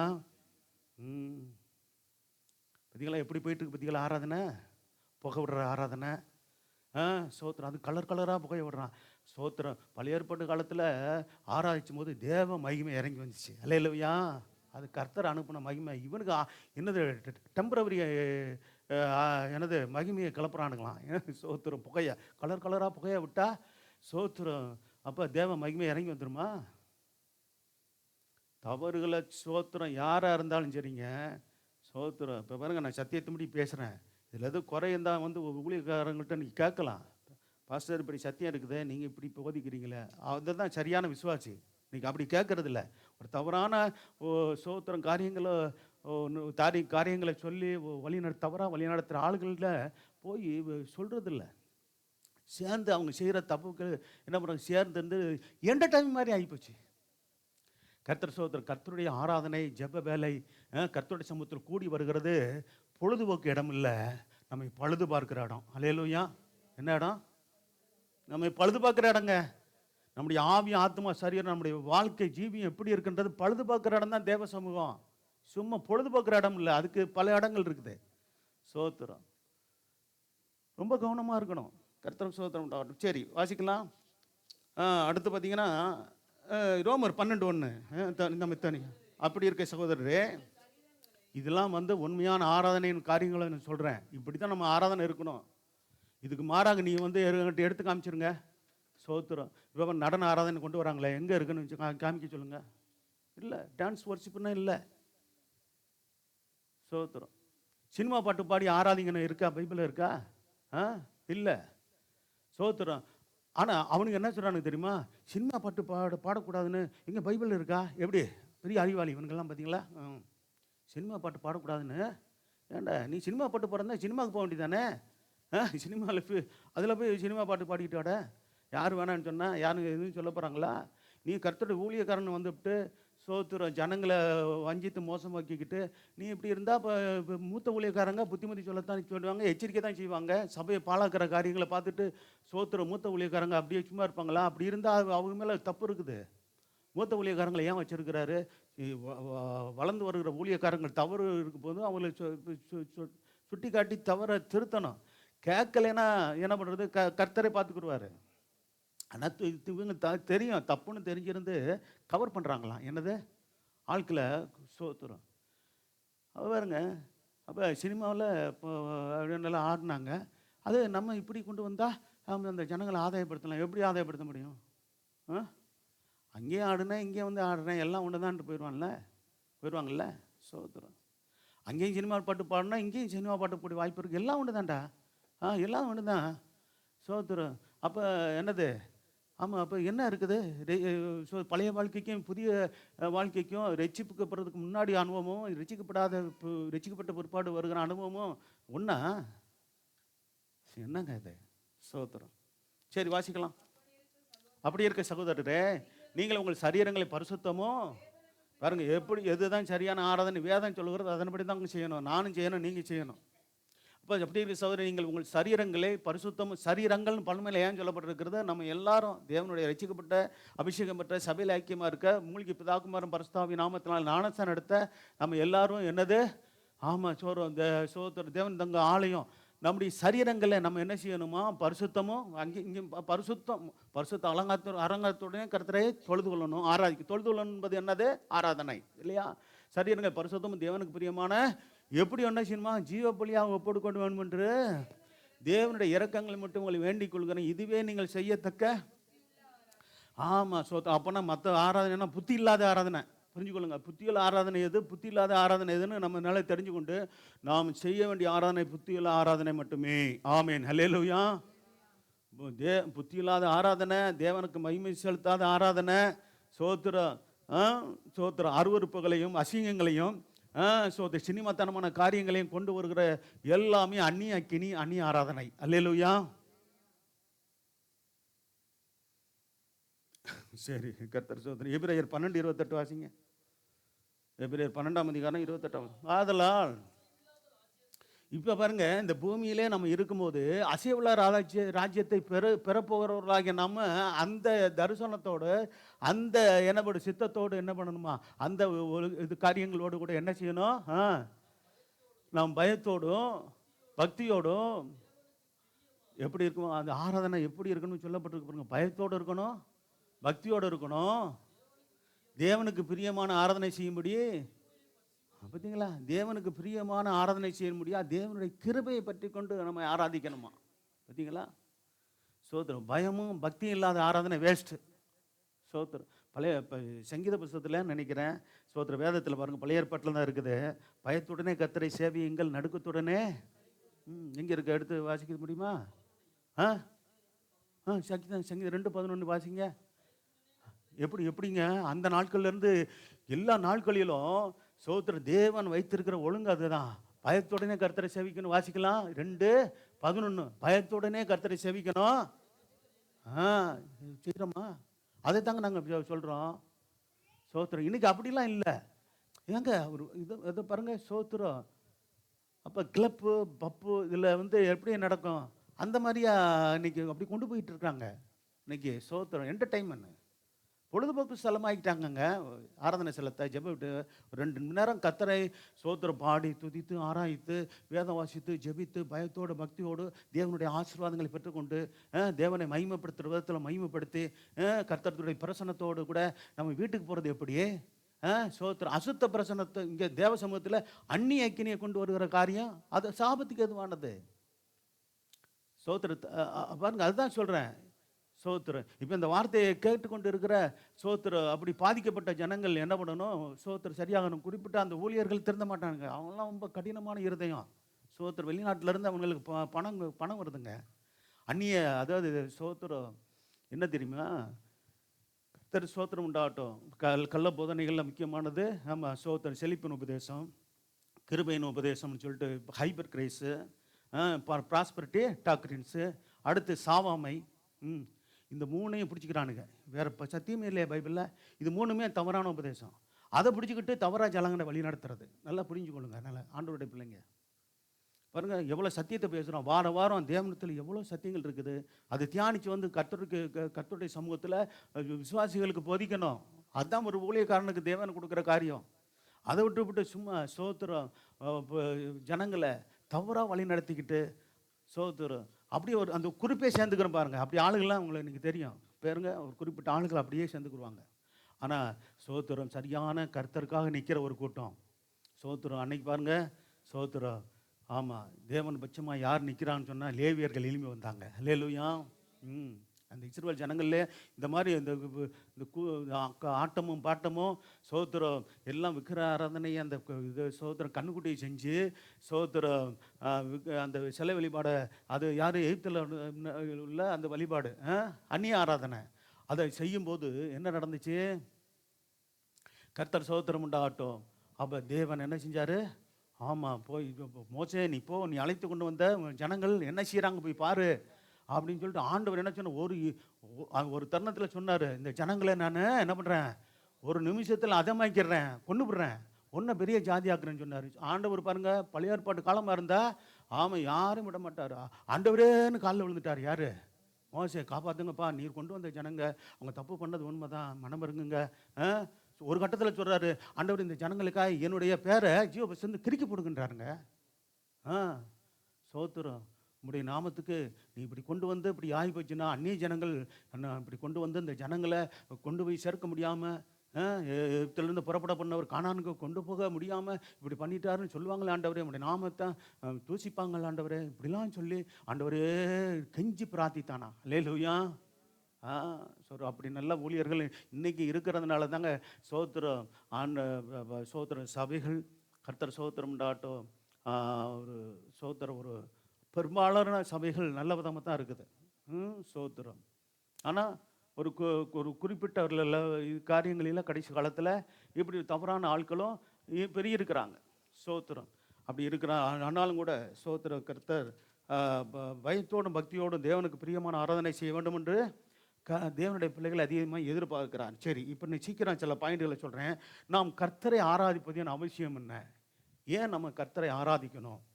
முன்னாடி சொன்னேன், கர்த்தரை ஆராதிக்க வேண்டிய முக்கியமான இடம், அடுத்து கர்த்தரை ஆராதிக்கும் முறைகள், அடுத்து நாம் கர்த்தரை ஆராதிப்பதனுடைய அவசியம் என்ன? ஆதியாகமம் 24ஆம் அதிகாரம் 26 வசனம். நம்மை நேர்வழியாக நடத்தினதற்கும் நேர்வழியாக நடத்துவதற்கும் கர்த்தரை ஆராதிக்கணும். அல்லேலூயா. சோத்திரம். எலியேசரை சோத்திரம். எலியேசர் யார்? ஆபிரகாமுடைய ஊழியக்காரனாய் எலியேசர் இடத்துல என்ன சொல்லிவிட்டாரு? சோத்திரம், என் மகனுக்கு ஆமாம் சோத்திரம், நான் எங்கேருந்து புறப்பட்டு வந்தனோ என்னுடைய ஜென்ம தேசத்துக்கு போய் நீ பெண்ணு பார்த்து வான்னு சொன்னார். ஆனால் அவர் போனாரா? இல்லை. பார்த்தீங்களா? ஆபிரகாம் போல் அனுப்பிச்சு சோத்திரம். அவர் பாருங்கள், நல்ல ஒரு உண்மையான அந்த மனுஷனும் யார்? ஆபிரகாமை போல் விசுவாசம் உள்ள தெய்வ பயம் உள்ள மனுஷனாக இருந்திருக்காரு பாருங்கள் எலியேசர். சரி, வாசிக்கலாம். அதாவது 3 வசனத்தை வாசிக்கணும். 24, 26, 24ஆம் 26 வசனமும், அடுத்து 48வது வசனமும், 52வது வசனம். 3 வசனம் வாசிங்க. அந்த மனிதன் யாரு? எலியேசர். தலை குனிந்து பாருங்க, கர்த்தரை பணிந்து கொண்டார். சோத்திரம். சரி, நான் என் எஜமானுடைய 27 வாசிக்க வேண்டாம். 48 வசனம், 52 வசனம். தலை குனிந்து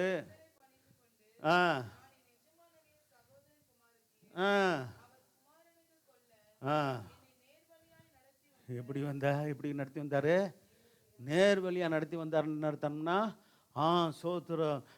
ஒரு குழப்பம் இல்லாதபடிக்கு எங்கே போய் தேடுறது? சோத்திரம், எந்த பொண்ணு அப்படின்னு சொல்லி சோத்திரம் நான் அலைந்து தெரியாதபடிக்கு சரியான விதத்தில் நடத்தி வந்த என் தேவன். அல்லேலூயா. ஆபிரகாம் சேவிக்கிறதான கர்த்தர்னு அர்த்தம். சரி, வாசிக்கல.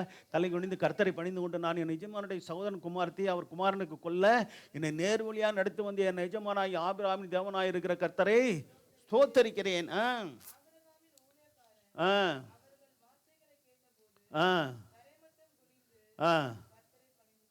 சோத்திரம். 52. அப்போ பாருங்க, கர்த்தரையே என்ன செய்யணானா பணிந்து கொண்டான். பாருங்க, வேதத்தில் கர்த்தரை பணிந்து கொண்டான், தொழுது கொண்டார்கள், ஆராதித்தார்கள். 3 ஒரே அர்த்தம் தான். அல்லேலூயா. பணிந்து கொள்வது, ஆராதிப்பது, சோத்திரம், தொழுது கொள்வது. அதே போல் சேவிப்பதுன்றதும் அதை தான் குறிக்குது. சரி, இதெல்லாம் தெரிஞ்சுக்கொள்ளணும். வேதத்தில் இந்த வார்த்தைகள் வரும்போதெல்லாம் கர்த்தரை பயத்தோட பக்தியோடு கூட எப்படிலாம் ஆராதித்தாங்கன்னு நீங்கள் பார்க்கணும். சோத்திரம். சரி, அடுத்து பார்த்தீங்கன்னா யாத்திராங்க 4ஆம் அதிகாரம் 30ஆம் வசனம் 31ஆம் வசனம். இஸ்ரவேல் ஜனங்கள் கர்த்தரை விசுவாசித்தாங்க. சோத்திரம்.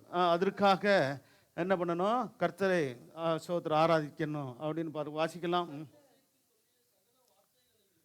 கர்த்தர் மோசேக்கு சொல்லிய சகல வார்த்தைகளையும் ஆரோன் சொல்லி இங்கே கொஞ்சம் உருப்படியான வேலையை இந்த மனுஷன் செஞ்சிருக்காரு. யார் செஞ்சாரு? ஆரோன் செஞ்சிருக்காரு.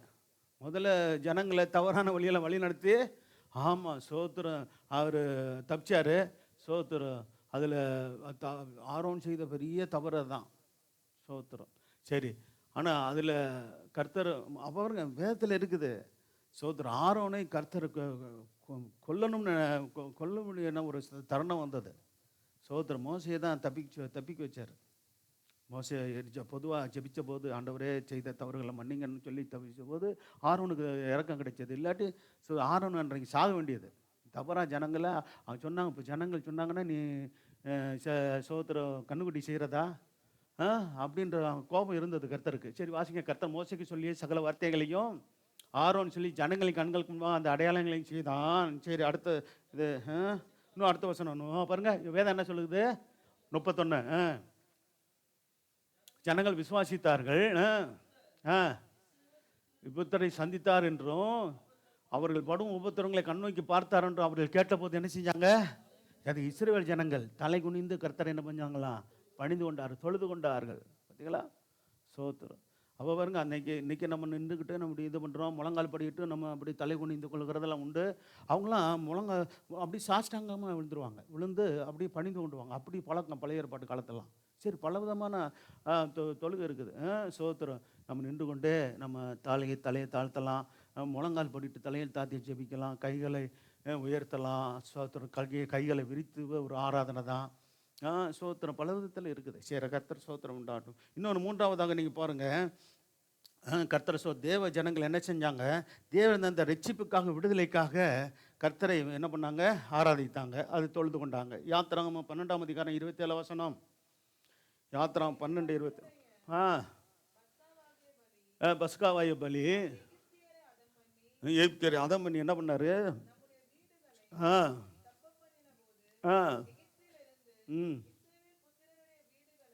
கடந்து போனார் என்று சொல்ல வேண்டும் என்றான். அப்பொழுது ஜனங்கள் பார்த்தீங்களா? சோத்திரம். அப்போ எங்கே எகிப்திலிருந்து எங்கே புறப்பட்டாங்க? சோத்திரம். கானானுக்கு கர்த்தர் சோத்திரம் அவர்களை பிரயாணப்படுத்திட்டார். சோத்திரம். அப்போ கடைசி தலைச்சனங்களை சங்கரிக்கிற அந்த வாதையோடு கூட சோத்திரம் பார்வோனுடைய மகனும் செத்து போனான். சோத்திரம். அந்த எகிப்தில் இருந்த அடிமையின் பிள்ளை வரைக்கும் எகிப்தினுடைய சோத்திரம் கடைசி மனுஷனுடைய, அதாவது ஒரு வேலைக்காரன் அப்படி சொல்லலாம், வேலைக்காரனுடைய பிள்ளை முதற்கொண்டு என்ன பண்ணான்? ஆனால் ஆண்டவருடைய பிள்ளைங்க ஒருத்தருக்கும் ஒருத்தருக்கும் இந்த பாதிப்பு இல்லை. சோத்திரம். இஸ்ரவேலருடைய தலைச்சன் ஒன்றும் பாதிக்கப்படலை. இது கர்த்தருடைய பஸ்காவாகிய பலி அப்படின்னு அவர்களுக்கு சொல்லப்பட்டது. இன்றைக்கி கர்த்தருடைய பஸ்காவாகிய பலியை நமக்கு திருவிருந்து. ஹல்லேலூயா. சரி, அவர் எகிப்தியரை அதம் பண்ணி என்ன செஞ்சார்? பண்ணாரா? நம்முடைய வீடுகளை தப்பு பண்ண போது எகிப்திலிருந்து இஸ்ரவேல் புத்திரர்கள் வீடுகளை கடந்து போனார். சோத்திரம் என்று நீங்கள் சொல்ல வேண்டும் என்றான். அப்பொழுது ஜனங்கள் தலைவணங்கி அப்போ கர்த்தர் தந்த ரட்சிப்புக்காகவும் விடுதலைக்காகவும் என்ன பண்ணாங்க? கர்த்தரை ஆராதித்தார்கள் அல்லது தொழுது கொண்டார்கள். நியாயாதிபதி 7ஆம் அதிகாரம் 15ஆம் வசனத்தில் கிதியோனை குறித்து சொல்லப்பட்டுக்கிறது. கர்த்தர் தந்த ஜெயத்திற்காக கர்த்தரை பணிந்து கொண்டானாம். வாசிக்கலாம். நியாயாதிபதிகள் 7:15. சரி, அது என்ன சொப்பனோ என்ன வியாக்கியம் நீங்கள் வாசி பார்த்துக்கொள்ளுங்க. அது என்ன விவரிக்க நேரம் இல்லை. அவன் பணிந்து கொண்டு, பணிந்தனா கர்த்தரை பணிந்து கொண்டுன்னு அர்த்தம். கர்த்தரை ஆராதிக்க தொழுது கொண்டுன்னு சொல்லி வாசிக்கலாம். சரி, இஸ்ரவேலின் பாளையத்திற்கு திரும்பி வந்து எழுந்திருங்கள், கர்த்தர் மீதியாரின் பாளையத்தை ஒப்பு கொடுத்தார் என்று சொல்லி என்ன செஞ்சாங்களாம்? அடுத்த வசனம் கூட வாசிக்கலாம். வகுத்து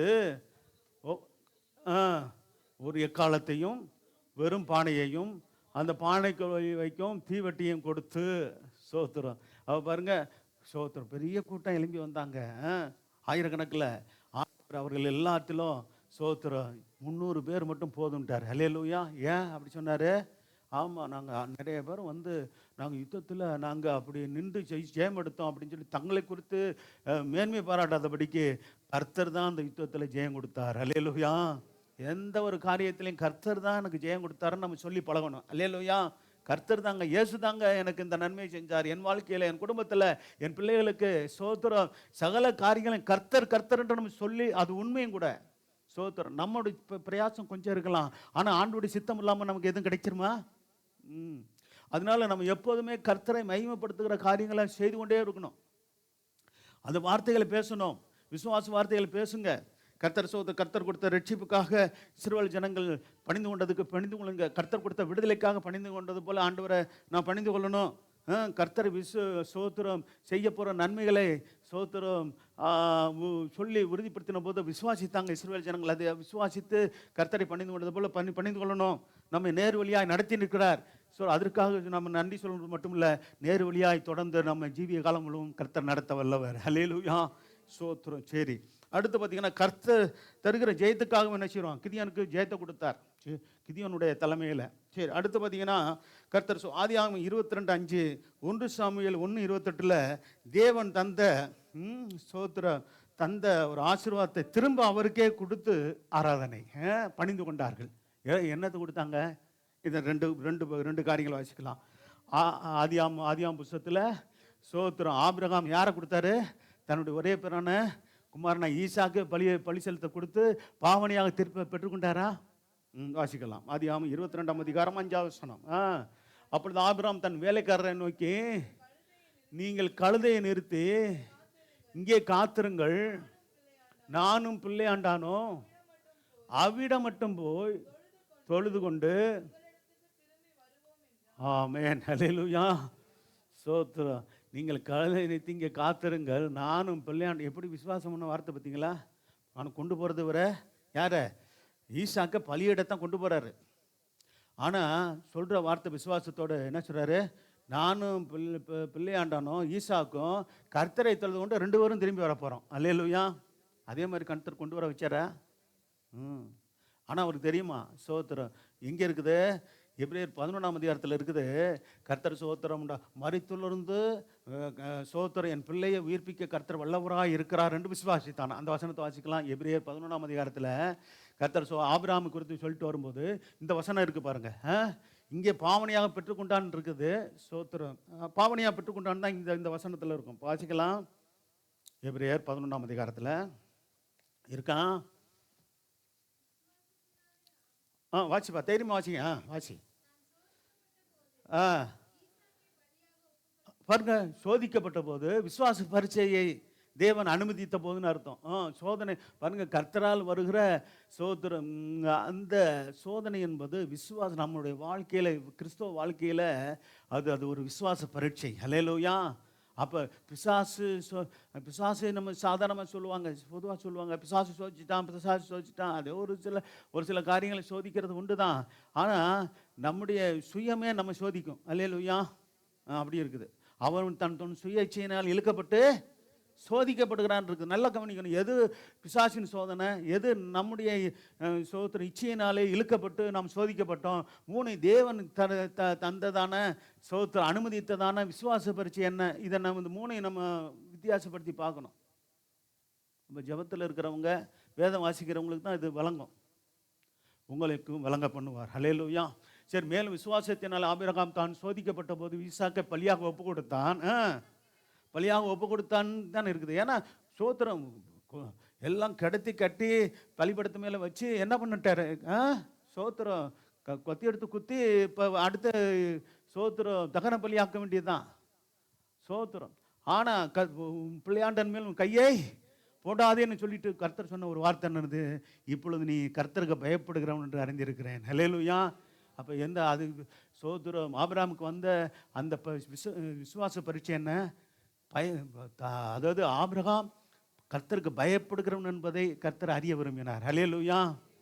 அப்போ அந்த பரீட்சை மூலமாக ஏற்கனவே கர்த்தருக்கு கீழ்ப்படுகிறவன். நீ புறப்பட்டு சோத்திரம் நீ நான் காண்பிக்கும் தேசத்துக்கு போகணும்னு சொல்லும்போது புறப்பட்டாரா? கீழ்படியாரா? அதில் அவர் ஜெயம் விட்டார். அடுத்து பார்த்தீங்கன்னா இந்த இதில் சோத்திரம் டெஸ்ட் பண்ணுறாரு ஆபிரகாமை. சரி, அதுலேயும் ஜெயம் எடுத்ததையும் நான் பார்க்குறோம். ஈசாக்கு நடத்த உன் சந்ததி விளங்கன்னு அவனுடைய சொல்லப்பட்டிருந்தது. பார்த்தீங்களா? இன்னொன்று என்னென்னா, ஆமாம், மற்ற பிள்ளைங்க மனைவி இருந்தாங்களே, அவங்க மூலமாக உன் சந்ததி வெளியே என்னது விளங்காது. சோத்திரம். ஆபிரகாமே, ஈசாக் மூலமாக தான் உன் சந்ததி என்ன செய்யும், விளங்கும் என்று அவனோட சொல்லப்பட்டிருந்தது. இப்படிப்பட்ட வாக்கு தத்தங்களை பெற்றவன் பாருங்க, இதுதான் முக்கியம். மரித்தோர் வந்து எழுப்ப, மரித்தோரிலிருந்து என் மகனை ஈசாக்கை எழுப்ப கர்த்தர் வல்லவராய் இருக்கிறார் என்று எண்ணி என்னவா அடுத்து ஒரே பேரான குமரனை பலியாக ஒப்பு கொடுத்தான். மரித்தோர் வந்து அவனை பாவனையாக திரும்பவும் பெற்றுக்கொண்டான். பெற்றுக்கொண்டாரா ஆபிரகாம்? நம்முடைய தேவன் வார்த்தையில் எவ்வளவு உண்மையில் பாருங்க. அல்லேலூயா, ஸ்தோத்திரம். சரி, அப்போ பாருங்க, தேவன் செய்கிற காரியங்கள்லாம் அற்புதமான காரியம். இப்போ 1 சாமுவேல் 1:28 ஸ்தோத்திரம். அப்போ குழந்தை இல்லாத அன்னாள், அப்போ ஒரு குழந்தையை தாருமாண்டவரே, அவனை நான் உமக்கு ஆசிரியனாக ஒப்பு கொடுக்குறேன்னு சொல்லி கேட்டபோது குழந்தை பாக்கியத்தை அந்த ஆண் பிள்ளையே கொடுத்து அதே ஸ்தோத்திரம் பின்னாடி அந்த ஆலயத்தில் போய் வளர்க்க விட்டு பால் பாருங்க, இப்படி எப்போயே போய் விட்டாங்களாம். பால் போய் மறந்த பிற்பாடு போய் விட்டாங்களாம். அங்கேயே சிறுபிள்ளையாக இருந்தே வளர்றாரு. அல்லேலூயா. வளர்ந்து இங்கே நம்ம பார்க்குறோம். கர்த்தர் ஸ்தோத்திரம் உண்டாகட்டும். அப்போ அந்த நாட்களில் அப்போ ஸ்தோத்திரம் தேவனுக்கு ஏற்ற ஒரு நல்ல ஆசாரியனாய், தீர்க்கதரிசியாய், நியாயாதிபதியாய் கர்த்தர் ஸ்தோத்திரம் சாமுவேலை கர்த்தர் உயர்த்தினார். அல்லேலூயா. ஆகையால் அவன் கர்த்தர்கன்று கேட்டபடியினால், கர்த்தருக்குன்னு நல்ல கவனி, தனக்குன்னு கேட்கல, அவங்க கர்த்தருக்குன்னு கேட்டாங்க. எல்லாம் அண்ணாள் கேட்டாங்கல்ல. ஆனால் இந்த சம்பவம் பார்த்தீங்கன்னா, ஸ்தோத்திரம் கேட்டு ஜெபித்தது யாரு? அண்ணாள். இங்கே சொல்கிறது, கடைசியாக சொல்கிறது யாரு? அவங்க அப்பா சொல்கிறாரு. அவங்க அப்பா பேர் இருக்குது இல்லையா? ஸ்தோத்திரம். யாருடைய அப்பா பேர்? அண்ணாளுடைய கணவர் பேர் இருக்குது. என்ன பேர்? டக்குன்னு எடுங்க. எல்கானா. ஆகையால் அவன் கர்த்தருக்கு கேட்டபடியினால் அவன் உயிரோடு இருக்க சகல நாள் அவனை கர்த்தருக்கு ஒப்பு கொடுக்கிறேன் என்றால் அவன் அங்கே கர்த்தரை பணிந்து கொண்டான். ஸ்தோத்திரம். அப்போ அந்த ஒப்பு கொடுத்துறதுக்கு யாரும் இதாக இருந்தா, அவங்க தகப்பனும் வந்து முழுமையான ஒத்துழைப்பாக இருந்தார். ஒரு பிள்ளை உனக்கு இப்போ ஒரு பிள்ளை தான் கிடச்சிருக்கு, அதையும் ஆண்டவர் கொடுக்குறேன்னு சொல்லி இப்படியே அப்படின்லாம் தடை பண்ணல பாருங்க. ஸ்தோத்திரம். அப்போ ஒப்பு கொடுக்குறேன்னு சொன்னது யாரு? ஸ்தோத்திரம் அண்ணாள். அதே போல் ஸ்தோத்திரம் ஒப்பு கொடுத்ததுக்கு உதவியாக இருந்தது எல்கானா. அப்போ அவன் அங்கே கர்த்தரை பணிந்து கொண்டான் என்று சொன்னால் யார் இங்கே சொல்லப்பட்டிருக்குது? ஸ்தோத்திரம் சாமுவேலை சொல்லப்பட்டிருக்கு இல்லையா? அப்போ ஸ்தோத்திரம் ஒரு ஊழியக்காரனாகவே இங்கே உருவாகிறாரு நம்ம பார்க்குறோம். அப்போ இது என்னென்னா, தேவன் தந்ததை திரும்ப அவருக்கே கொடுப்பது ஆராதனை. அல்லேலூயா. கர்த்தர் பாருங்க, கர்த்தர் இப்போ காணிக்கை கூட கொடுக்குறீங்களா, தசமம் கொடுக்குறீங்களா, கர்த்தர் உங்களுக்கு கொடுத்த ஆசீர்வாதத்திலேருந்து ஒரு பகுதியை அவருக்குன்னு கொடுக்குறீங்க. அது கர்த்தர் ஆசீர்வாதத்து பல மடங்கு உங்களுக்கு மறுபடியும் திருப்பி கொடுக்குறாரு. அல்லேலூயா. இதுதான் அவருடைய ஆசீர்வாதத்தினுடைய ரகசியம். ஆமாம், இது சிலருக்கு புரியறதில்ல. ஸ்தோத்திரம். அதை எதை விருப்பப்பட்டது கொடுக்கலாம், விருப்பப்பட்டது கொடுக்கறது எதுனது காணிக்க. ஆனால் ஸ்தோத்திரம் தேவன் நியமித்தபடி கொடுக்கறது வந்து தசமபாகம், 10ல் ஒரு பகுதி, வருமானத்தில் 10ல் ஒரு பகுதி என்பது தேவன் வைத்த ஒழுங்கு. பழைய ஏற்பாட்டிலையும் புதிய ஏற்பாட்டிலும் இருக்குது. தசமபாகத்தை குறித்து சொல்லும்போது ஆண்டவரே சொன்னார், ஸ்தோத்திரம் மற்றவெல்லாம் நீங்கள் தசமபாகம் அதெல்லாம் கொடுக்குறீங்க, அதையும் செய்யுங்க, ஆனால் தேவனுடைய நீதி இறக்கம் அதை நீங்கள் விட்டு விடாதீங்கன்னு சொன்னார். ஆண்டவர் கொடுக்காதீங்கன்னு சொன்னாரா? சில பேர் எழுமிட்டானுங்க. என்னது அதெல்லாம் கொடுக்க வேண்டியது இல்லைங்க, அதெல்லாம் அது கொடுக்க வேண்டியதில்லை. அப்போ எப்படி ஊழியம் செய்கிறது? பழைய ஏற்பாட்டு காலத்துலேயும் ஸ்தோத்திரம் கர்த்தருடைய ஊழியம் செய்வதற்கு தேவனுடைய பிள்ளையர் இடத்துல வாங்கி அது கட்டினாங்க, ஊழியம் செஞ்சாங்க. அப்படின்னா தொடக்க காலத்துலேருந்து இதுதான். வேறு எப்படி கர்த்தர் ஊழியத்தை செய்ய முடியும்? ஆனால் இன்றைக்கி புதிய ஆள்லாம் இது இப்படிப்பட்டவனுக்கு தான் வெளிநாட்டிலேருந்து பணம் வருதா, அதனால் இவங்களுக்கு என்ன பண்ணுறது? ஆமாம், ஸ்தோத்திரம் புரட்சியான பேசணும்னு சொல்லிட்டு ஏதாவது பண்ணுறானுங்க. காணிக்க கொடுக்காதுன்றானுங்க, தசமபாகம் கொடுக்காதுன்றானுங்க. அதை நம்புகிறாங்க யாருங்க? ஆமாம், வேதம் என்ன சொல்லுதுன்னு பாருங்கள். எவன் என்ன சொல்கிறானோ, கர்த்தர் என்ன சொல்கிறார், வேதம் என்ன சொல்கிறது, அதை தான் பார்க்கணும். அல்லேலூயா. ஆமாம், ஊழியக்காரங்க சொல்கிறோமா அது வேதத்துலேருந்து இருக்கா? அப்படி இல்லையா, அவங்களுக்கு தெரியலையா, எங்கள்கிட்ட வந்து கேளுங்க, நாங்கள் வசனத்தை எடுத்து கொடுக்குறோம். எவனோனா சொல்கிறதெல்லாம் நம்பாதீங்க. நிறைய கள்ள தீர்க்கதரிசி, கள்ள போதகன்கள், கள்ள ஸ்தோத்திர ஆட்கள்லாம் நிறைய எழும்பி இருக்கிறாங்க. வஞ்சிக்கப்பட்டுறாதீங்க. ஸ்தோத்திரம். சரி, அடுத்து பார்த்தீங்கன்னா தானியேல் 6ஆம் அதிகாரம் 16ஆம் வசனம் 20ஆம் வசனம். அப்போ தானியேல் மரிக்க ஆயத்தமாக இருந்தபோது கூட ஸ்தோத்திரம் என்ன பண்ணார்? கர்த்தரை தொழுது கொண்டார் பாருங்க. மரிக்க வேண்டிய சூழ்நிலை. ஸ்தோத்திரம் அவனு தந்திரமாக அந்த அன்னைக்கு இருந்ததான தேசத்தில் இருந்ததான மற்ற பிரபுக்கள் இவங்கெல்லாம் என்ன பண்ணாங்க, பொறாமையில் என்ன பண்ணாங்க, ஆமாம் தானியேலை என்ன பண்ணிடணும், ஆமாம் சோத்திரம் சிக்க வைத்து தண்டனை வாங்கி கொடுத்துடணும் திட்டம் போட்டு சிங்கக்கவிலாம் ஆமாம் ராஜாவுக்கே சம்மந்தம் இல்லாமல் போட வச்சுட்டாங்க. ராஜாவை சம்மதிக்க வச்சு சோத்திரம் அப்படி காரியங்கள் செஞ்சதை பார்க்குறோம். அப்பொழுது ராஜா தன்னில் மிகவும் சந்தோஷப்பட்டு, என்னது எத்தனை வசனம் முதல்ல 16 வசனம் 20 வசனம். அப்பொழுது ராஜா கட்டளையிட தானியேலை கொண்டு வந்து அவனை சிங்கங்களின் கெபியிலே போட்டார்கள். ராஜா தானியேலை நோக்கி, நீ இடைவிடா பாருங்க எப்படி ஆராதிக்கிறவரா தானியேல், நீ இடைவிடாமல் ஆராதிக்கிற உன் தேவன் உன்னை தப்பிப்பார் என்றான். ஆமேன். அதே போல தப்பிச்சார் ஆண்டவர். ஸ்தோத்திரம். பார்த்தீங்களா 20 வசனத்தை வாசிங்க. ராஜா கெவியன் கிட்ட வந்தபோது துயர சத்தமாய் பாருங்க, ராஜாவுக்கு பெரிய என்ன தானியேல் மேலே ரொம்ப பிரியம், தானியேல் மேலே ரொம்ப, ஏன்னா தேசத்திலே அவர் இருந்தது பெரிய அவங்க தேசத்துக்கு ஆமாம் சோத்திரம் அந்த தானியேல் இருக்கிறது ரொம்ப பிரயோஜனமாக இருக்கிறத ஒவ்வொரு ராஜாக்களும் அறிந்து கொண்டாங்க. ஏன்னா தேவன் அவரோடு இருந்தார், கர்த்தர் தானியேலோடு இருந்தார் என்பது பார்க்குறோம். அதனால அவருக்கு கனமும் மரியாதையும் கொடுத்து வந்தாங்க ராஜாக்களே. ராஜா கெபின் கிட்ட வந்தபோது துயர சுத்தமாக தானியேல் கூப்பிட்டு, தானியேலே, என்ன சாட்சி பாருங்க, ஜீவனுள்ள தேவனுடைய, உங்களை என்னையும் கர்த்தர் அப்படி சொல்லுவார், ஆனால் எப்படி இருக்கும், அல்லேலூயா, ஜீவனுள்ள தேவனுடைய தாசன்க நீங்கப்பா சோத்திரம் அப்படின்னு தான் என்னை குறித்து உங்களை குறித்து ஆண்டவர் சொல்லுவாரானா, நல்ல ஒரு சாட்சி சோத்திரம். இது பாருங்க, ஒரு ராஜா இன்னும் பெரிய பெரிய ஆட்கள்லாம் நம்ம இப்படி சொல்லணும். அப்போ பாருங்க, பரலோகம் என்ன சொன்னிச்சு, பிரியமான தானியேலுன்னு சொன்னிச்சு. இங்கே ராஜா சொல்றாரு, ஜீவனுள்ள தேவனுடைய தாசனே. யார் அந்த ராஜா? யார்? ரசிக்கப்பட்டவரா? அவிசுவாசி தான்.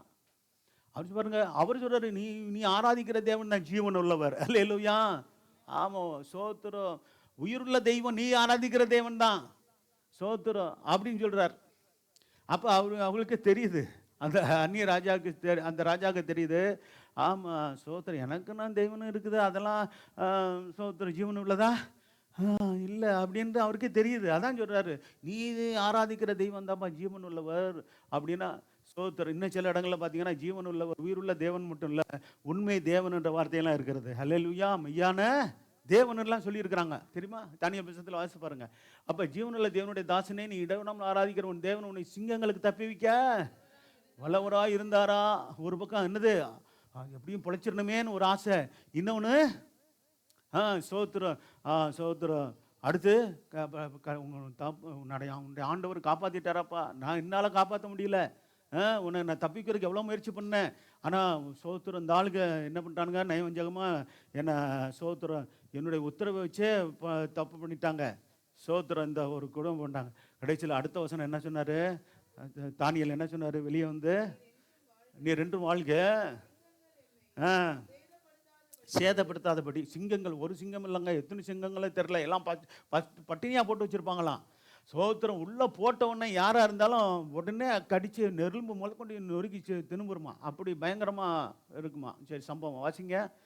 சோத்திரம் தூதனை அனுப்பி என்ன செஞ்சார், ஆமாம் வாயை கட்டி போட்டார். இன்றைக்கும் ஆண்டவருடைய பிள்ளைகளுக்கு விரோதமாக எழும்புகிற ஆட்கள், பேசுகிற ஆட்கள் சோத்திரம், அவங்களுடைய எண்ணங்கள் திட்டங்கள், அவங்களுடைய சோத்திரம் காரியங்களை எல்லாம் கர்த்தர் கட்டி போடுவாராக இயேசுவின் நாமத்தினாலே, அல்லேலூயா, ஆமாம் சோத்திரம். சரி, வாசிக்கலாம். ஏனென்றால் அவருக்கு முன்பாக நான் குற்றமற்றவனாய், யாருக்கு முன்பாக, கர்த்தருக்கு முன்பாக குற்றமற்றவனாய் தானியேல் காணப்பட்டார். அந்த உண்மையை சொல்றாரு. சரி, அடுத்து என்ன சொல்றாரு, ரெண்டாவது, ராஜாவாகிய உமக்கு நான் என்ன செய்யல. பார்த்தீங்களா, இந்த ரெண்டு சாட்சி இந்த காரியம் முக்கியங்க. கர்த்தருக்கு முன்பாகவும் நம்ம குற்றமற்றவர்களாக இருக்கணும், அதே சமயம் மனுஷருக்கு முன்பாகவும். ஆமாம், நம்ம மேலே இருக்கிற அதிகாரிகளோ சோத்திரோ ஒரு பெரியவர்களோ அவர்களுக்கு என்ன செய்யக்கூடாது, பெரியவர்களோ சிறியவர்களோ நீதி கட்டி செய்யக்கூடாது சோத்திரம், ஆண்டவருடைய பிள்ளைகள். சரி, அடுத்து பார்த்தீங்கன்னா இன்னும் ஒரு காரியத்தை சொல்லி முடிக்கிறேன். அப்போஸ்தலர் புத்தகம் 16ஆம் அதிகாரம் 25-26 பவுலும் சீனாவும் சிறைச்சாலையில் இருக்கும்போது என்ன பண்ணாங்க, அந்த துன்பத்தில் மத்தியிலும் ஜெபம் பண்ணாங்க, துதித்தாங்க, கர்த்தரை ஆராதித்தாங்க. இதோட முடிக்கிறேன், வாசிக்கலாம். அந்த இரவில் பாருங்க சோத்திர சுவிசேஷம் அறிவித்த நிமித்தமாக, இயேசுவே மெய்யான தேவன் என்பது அவங்க பிரசங்கித்த நிமித்தமாக என்ன செஞ்சாங்க, சிறையில் அடைக்கப்பட்டாங்க. சிறையில் அடைக்கப்பட்ட போது கர்த்தர் என்ன செஞ்சார், சோத்திர வாசிக்கலாம். நடுராத்திரியில் பவுலும் சீலாவும் ஜெபம் பண்ணி தேவனை என்ன செஞ்சாங்க? ஜெபம் பண்ணாங்க. அடுத்து தேவனை துதித்து பாடினார்கள். பார்த்தீங்களா? சோத்திரம் எப்படி பக்தியோடு பயத்தோடு கர்த்தரை என்ன பண்ணுறாங்க? பாடி தேவனை தொழுது கொள்கிறார்கள், சேவிக்கிறார்கள். ஹல்லேலூயா. அப்போ என்ன நடந்தது? என்ன நடந்தது? அடுத்த வசனம், காவலில் வைக்கப்பட்டவர்கள் சோத்திரம் கேட்டுக்கொண்டு இருந்தார்கள். சடிதியிலே பாருங்க, சடிதியில் என்ன புரியுதா? திடீரென்று அர்த்தம். திடீரென்று சிறைச்சாலையின் அசி பாருங்களேன், என்னாச்சான் பாருங்க. சிறையின் எப்படி பழமாக கட்டியிருப்பாங்க தெரியுமா? சிறைச்சாலை சோத்திர கைதிகள்லாம் தப்பி போகாதபடிக்கு அப்படி அப்படி என்னென்னு பண்ணுவாங்க, பலப்படுத்தி வச்சுருப்பாங்க சிறைச்சாலை, அதனுடைய காவல்லாம். அதே அசிபாரங்களே என்ன செஞ்சுச்சான்? அசைந்தது. ஹல்லேலூயா. அப்போ பாருங்க, நாம் துதித்து பாடி கர்த்தரை ஆராதிக்கும் போது அசிபாரங்களெல்லாம் அசைகிறது. ஹல்லேலூயா. என்ன அசிபாரங்கள்? சாத்தானுடைய அசிபாரங்கள் ஆட்டங்காணும். ஆமென். ஹல்லேலூயா. ஆமாம், அப்படி பாடணும். சோத்திரம் சோத்திரம் பயபக்தி இல்லாமல் சோத்திரம் இந்த மற்றவங்க செய்கிற மாதிரி நம்ம செஞ்சுக்கிட்டு இருந்தோம்னா ஒன்றும் நடக்காது. என்னது? டான்ஸ் ஆராதனை போகிறதுனால ஒன்றும் அது புத்தியில் ஆராதனை இல்லை, புத்தியற்ற ஆராதனை அது. சோத்திரம். ஆமாம், அப்படிப்பட்ட இடங்களுக்கெல்லாம் ஆமாம் வரும், இது வரும். அங்கே ஸ்பெஷல் மீட்டிங் நடத்துகிறோம் வாங்க, சோத்திரம் கூடார பண்டிகை நடத்துகிறோம் வாங்க, அப்படிலாம் வரும். ஆமாம், சோத்திரம் புறப்பட்டு போயிடக்கூடாது. குறிப்பாக வாலி பிள்ளைகள் தான் கண் வைக்கிறானுங்க, யங்ஸ்டரை தான் கண் வைக்கிறானுங்க. சோத்திரம். அதனால அப்படிப்பட்ட இடங்கள்லாம் போய் உங்களோட ஆவிக்குரிய வாழ்க்கையை நஷ்டப்படுத்திடாதீங்க. ஹல்லேலூயா. முன்னாடியே உங்களுக்கு எச்சரிக்கிறோம். போதும், உங்களுக்கு சபை இருக்குது, உங்களுக்கு சத்தியத்தை பதிக்கிற ஊழியர்கள் நாங்கள் இருக்கிறோம். சோத்திரம். அங்கங்கே கூப்பிட்றாங்கன்னு நீங்கள் போய் உங்களுடைய வாழ்க்கை வீணாயிரும், எதிர்காலம் பாழாகி போயிடும். சோத்திரம். பயத்தோடு உங்கள் மேலே உள்ள அக்கறையோடு கூட நாங்கள் சொல்கிறோம். சோத்திரம். அப்போ பாருங்க என்ன செஞ்சு, அஸ்திபாரங்கள் சாத்தானுடைய அந்த அஸ்திபாரங்கள் அசைஞ்சிச்சு. உடனே என்ன செஞ்சான்? கதவுகளெல்லாம் திறவுண்டது. பார்த்தீங்களா? அடைக்கப்பட்ட கதவுகளை கர்த்தர் திறப்பார். ஹல்லேலூயா. ஆமாம், நல்லா நீங்கள் சோத்திரம் ஜெபம் பண்ணி பாடல் பாடி துதித்து பக்தி உள்ள கர்த்தரை பாடல்கள், விசுவாசத்தை வர்த்திக்க பண்ண பாடல்கள், சோத்திரம். அப்போ தேவனை உயர்த்தும் பாடல்களை, மகிமைப்படுத்தும் பாடல்களை நம்ம பாடும்போதெல்லாம் என்ன நடக்குது? சோத்திரம். சாத்தானுடைய அசிபாரங்கள் அசைகிறது. சோத்திரம். எல்லாம் அடைப்பட்ட கதவுகள்லாம் திறக்கப்படுகிறது. எல்லா விதமான சோத்திரம் பிசாசனுடைய கட்டுகள் எல்லாம், செய்வன மந்திரம் சூனியத்தின் கட்டுகள் எல்லாம் என்ன செய்து கலண்டு போகிறது. அல்லேலூயா. ஆமாம், சோத்திரம். இப்படி ஜெபிக்கணும் நம்ம. ஆமாம், இதுதான் வேதனை சொல்லுகிற ஒழுங்கினபடியே நம்ம நடத்தினோம்னா அந்த அன்னைக்கு பவுலுக்கும் சீலாக்கும் செய்த கர்த்தர் இன்றைக்கு நமக்கும் செய்ய வல்லவர். அல்லேலூயா. ஆயத்தமாக இருப்போம், சரியாக நம்ம இருப்போம். சோத்திரம். சரியான சத்தியங்களை போய் நடத்தி கொண்டு இருக்கிறோம். சோத்திரம். சும்மா நீங்கள் என்ன பண்ணக்கூடாது? ஆமாம், அங்கிட்டு உங்களுடைய எண்ணங்களையும் நினைப்புகளையும் கொண்டு போயிட்டு சோத்திரம். ஆமாம், மொபைலில் நல்ல விஷயங்களும் வருது, நிறையா குப்பைகளும் வருது. குப்பைகளை தள்ளி விட்டு நல்ல விஷயங்களை மட்டும் நீங்கள் என்ன பண்ணுங்க? தேசத்தில் நடப்புகள் என்ன செய்து இதெல்லாம் நியூஸ்லாம் நம்ம தெரிஞ்சுக்கிற நல்லது தான். அதுக்காக நம்ம ஜெபிக்கிறதுக்கு நல்லது. இப்போ நான் உலகப்போர் வருகிற மாதிரி ஒரு சூழ்நிலையெல்லாம் இருக்குது. அது சோத்திரம். எசேக்கியேல் 38-39 அதிகாரத்தில் அது வரும் தான் சொல்லப்படும். எதுவாக இருந்தாலும் கர்த்தர் நம்மை பாதுகாக்க வல்லவர். ஹல்லேலூயா. நம்ம கூட இருந்து வெளியெடுத்து நம்மை நடத்த வல்லவர். ஜெபம் பண்ணுவோமா? எழுந்திருப்போமா? சோத்திரம். கர்த்தர் நல்லவர். ஹல்லேலூயா. சோத்திரம். ஆகவே கர்த்தரை மகிமைப்படுத்தும் ஆராதனை நாம் செய்ய கவனமாக இருப்போமாக. அன்பான தேவனுடைய ஜனமே, கர்த்தர் சோத்திரம் உண்டாட்டும். ரொம்ப கவனமாக இருப்போம். இந்த கடைசி காலத்தில் பிசாசுடைய வஞ்சனை எல்லாம் நம்ம சிக்கிக்கொள்ளக்கூடாது. தவறான ஆட்களுடைய சோத்திரம் காரியங்களை சோத்திரம் நாம் பார்த்து, எல்லாரும் ஊழியக்காரங்க தானே, அவங்களும் பைபிளில் இருந்து தான் பேசுகிறாங்க. சோத்திரம். என்னத்தை பேசுகிறாங்க? சோத்திரம் என்பதை நம்ம பார்க்கணும். சத்தியத்தை சரியாக பேசுகிறாங்களா, தவறாக விளக்கம் கொடுத்து கள்ள போதனைகள் செய்கிறாங்களா, நல்ல போதகர்களா, கள்ள போதகர்களான்னு அடையாளம் காணணும். கர்த்தரை எப்படி ஆராதிக்கணும் வேதம் சொல்லுதோ அப்படித்தான் நம்ம ஆராதிக்கணும். புத்தியில் ஆராதனை செய்யணும். ஜீவபலியா நம்ம ஒவ்வொரு தான் ஆராதனை. அல்லேலூயா. புத்தி இல்லாத ஆராதனை வேண்டாம். சோத்திரம். அந்நிய அக்கினியை கொண்டு வருகிற ஆராதனை வேண்டாம். கர்த்தர் சோத்திரம் உண்டாட்டும். தேவனுடைய கோபத்துக்கு எதுவான சோத்திரம் எந்த ஒரு காரியங்களும் சோத்திரம் நாம் நம்பக்கூடாது, நம்ம பின்பற்றக்கூடாது. அப்படிப்பட்ட ஆள்களோடு கூட எந்த விதமான தொடர்பு நமக்கு இருக்கக்கூடாது. சோத்திரம். கர்த்தர் நல்லவர். நாம் கர்த்தரை ஆராதிக்கும் முறைகளை குறித்து பார்த்தோம். பரிசுத்த அலங்காரத்துடனே கர்த்தரை தொழுது கொள்ளணும். துளித்திலுடனே அவர் சந்நிதிக்கு முன்பாக வரணும். சோத்திர பலி செலுத்தி கர்த்தரை ஆராதிக்கணும். நம்முடைய ஆண்டவராக இயேசு கிறிஸ்து சொன்னது போல தேவன் ஆவியாக இருக்கிறார். அவரை தொழுது கொள்கிறவர்கள் ஆவியோடு உண்மையோடும் தொழுது கொள்ள வேண்டும் என்று சொல்லபடி ஆவியோடு உண்மையோடு அவரை தொழுது கொள்வோம். கர்த்தர் ஸ்தோத்திரம். ரோமர் 12:1 சொல்லப்பட்ட நம்மையே ஜீவ வழியாக ஒப்பு கொடுத்து கர்த்தரை ஆராதிப்போம். கர்த்தர் எபிரேயர் 12:28 சொல்லப்பட்டு பயத்தோடும் பக்தியோடும் தேவனுக்கு பிரியமான ஆராதனை செய்வோம். ஆமென். நாம் கர்த்தரை ஆராதிப்பதனுடைய அவசியம் என்னன்னு பார்த்தோம். நம்ம நேர் வழியாய் கர்த்தர் கடந்த காலத்தில் நடத்தி இருக்கிறார். தொடர்ந்து இப்பொழுதும் இனிமேலும் நம்ம நேர் வழியாக நடத்த கர்த்தர் வல்லவர். ஆகவே கர்த்தரை நாம் ஸ்தோத்தரித்து அவரை ஆராதிப்போம். அல்லேலூயா. அது மட்டுமில்லாமல் சோத்திர இஸ்ரவேல் ஜனங்கள் கர்த்தரை விசுவாசித்ததற்காக கர்த்தர் சோத்திரம் உண்டாகட்டும். அவர்கள் கர்த்தரை பணிந்து கொண்டார்கள், கர்த்தரை ஆராதித்தார்கள். ஆகவே கர்த்தர் நம்மை விசுவாச பாதையில் நடத்தி வருகிறார், இனிமேல் நடத்த வல்லவர். அது மட்டுமில்லாமல் தேவ ஜனங்கள் தந்த கர்த்தருடைய பிள்ளைகளாய் நமக்கு கர்த்தர் இந்த ரட்சிப்புக்காக விடுதலைக்காக நம்மை கர்த்தரை ஆராதிக்கணும். அல்லேலூயா. விலையேறப்பட்ட ரட்சிப்பை தந்திருக்கிறாரு. சோத்திர அருமையான விடுதலையை கொடுத்து பாவத்திலிருந்தும் சாபத்திலிருந்தும் பிசாசின் பிடியிலிருந்தும் அடிமைத்தன கட்டுகளில் இருந்தும் சோத்திரம் நரகத்தின் பிடியிலிருந்து நம்மை விடுவித்த நம்ம கர்த்தர் சோத்திரம் உண்டான நல்ல உற்சாகமாக ஆவியில் நிறைந்த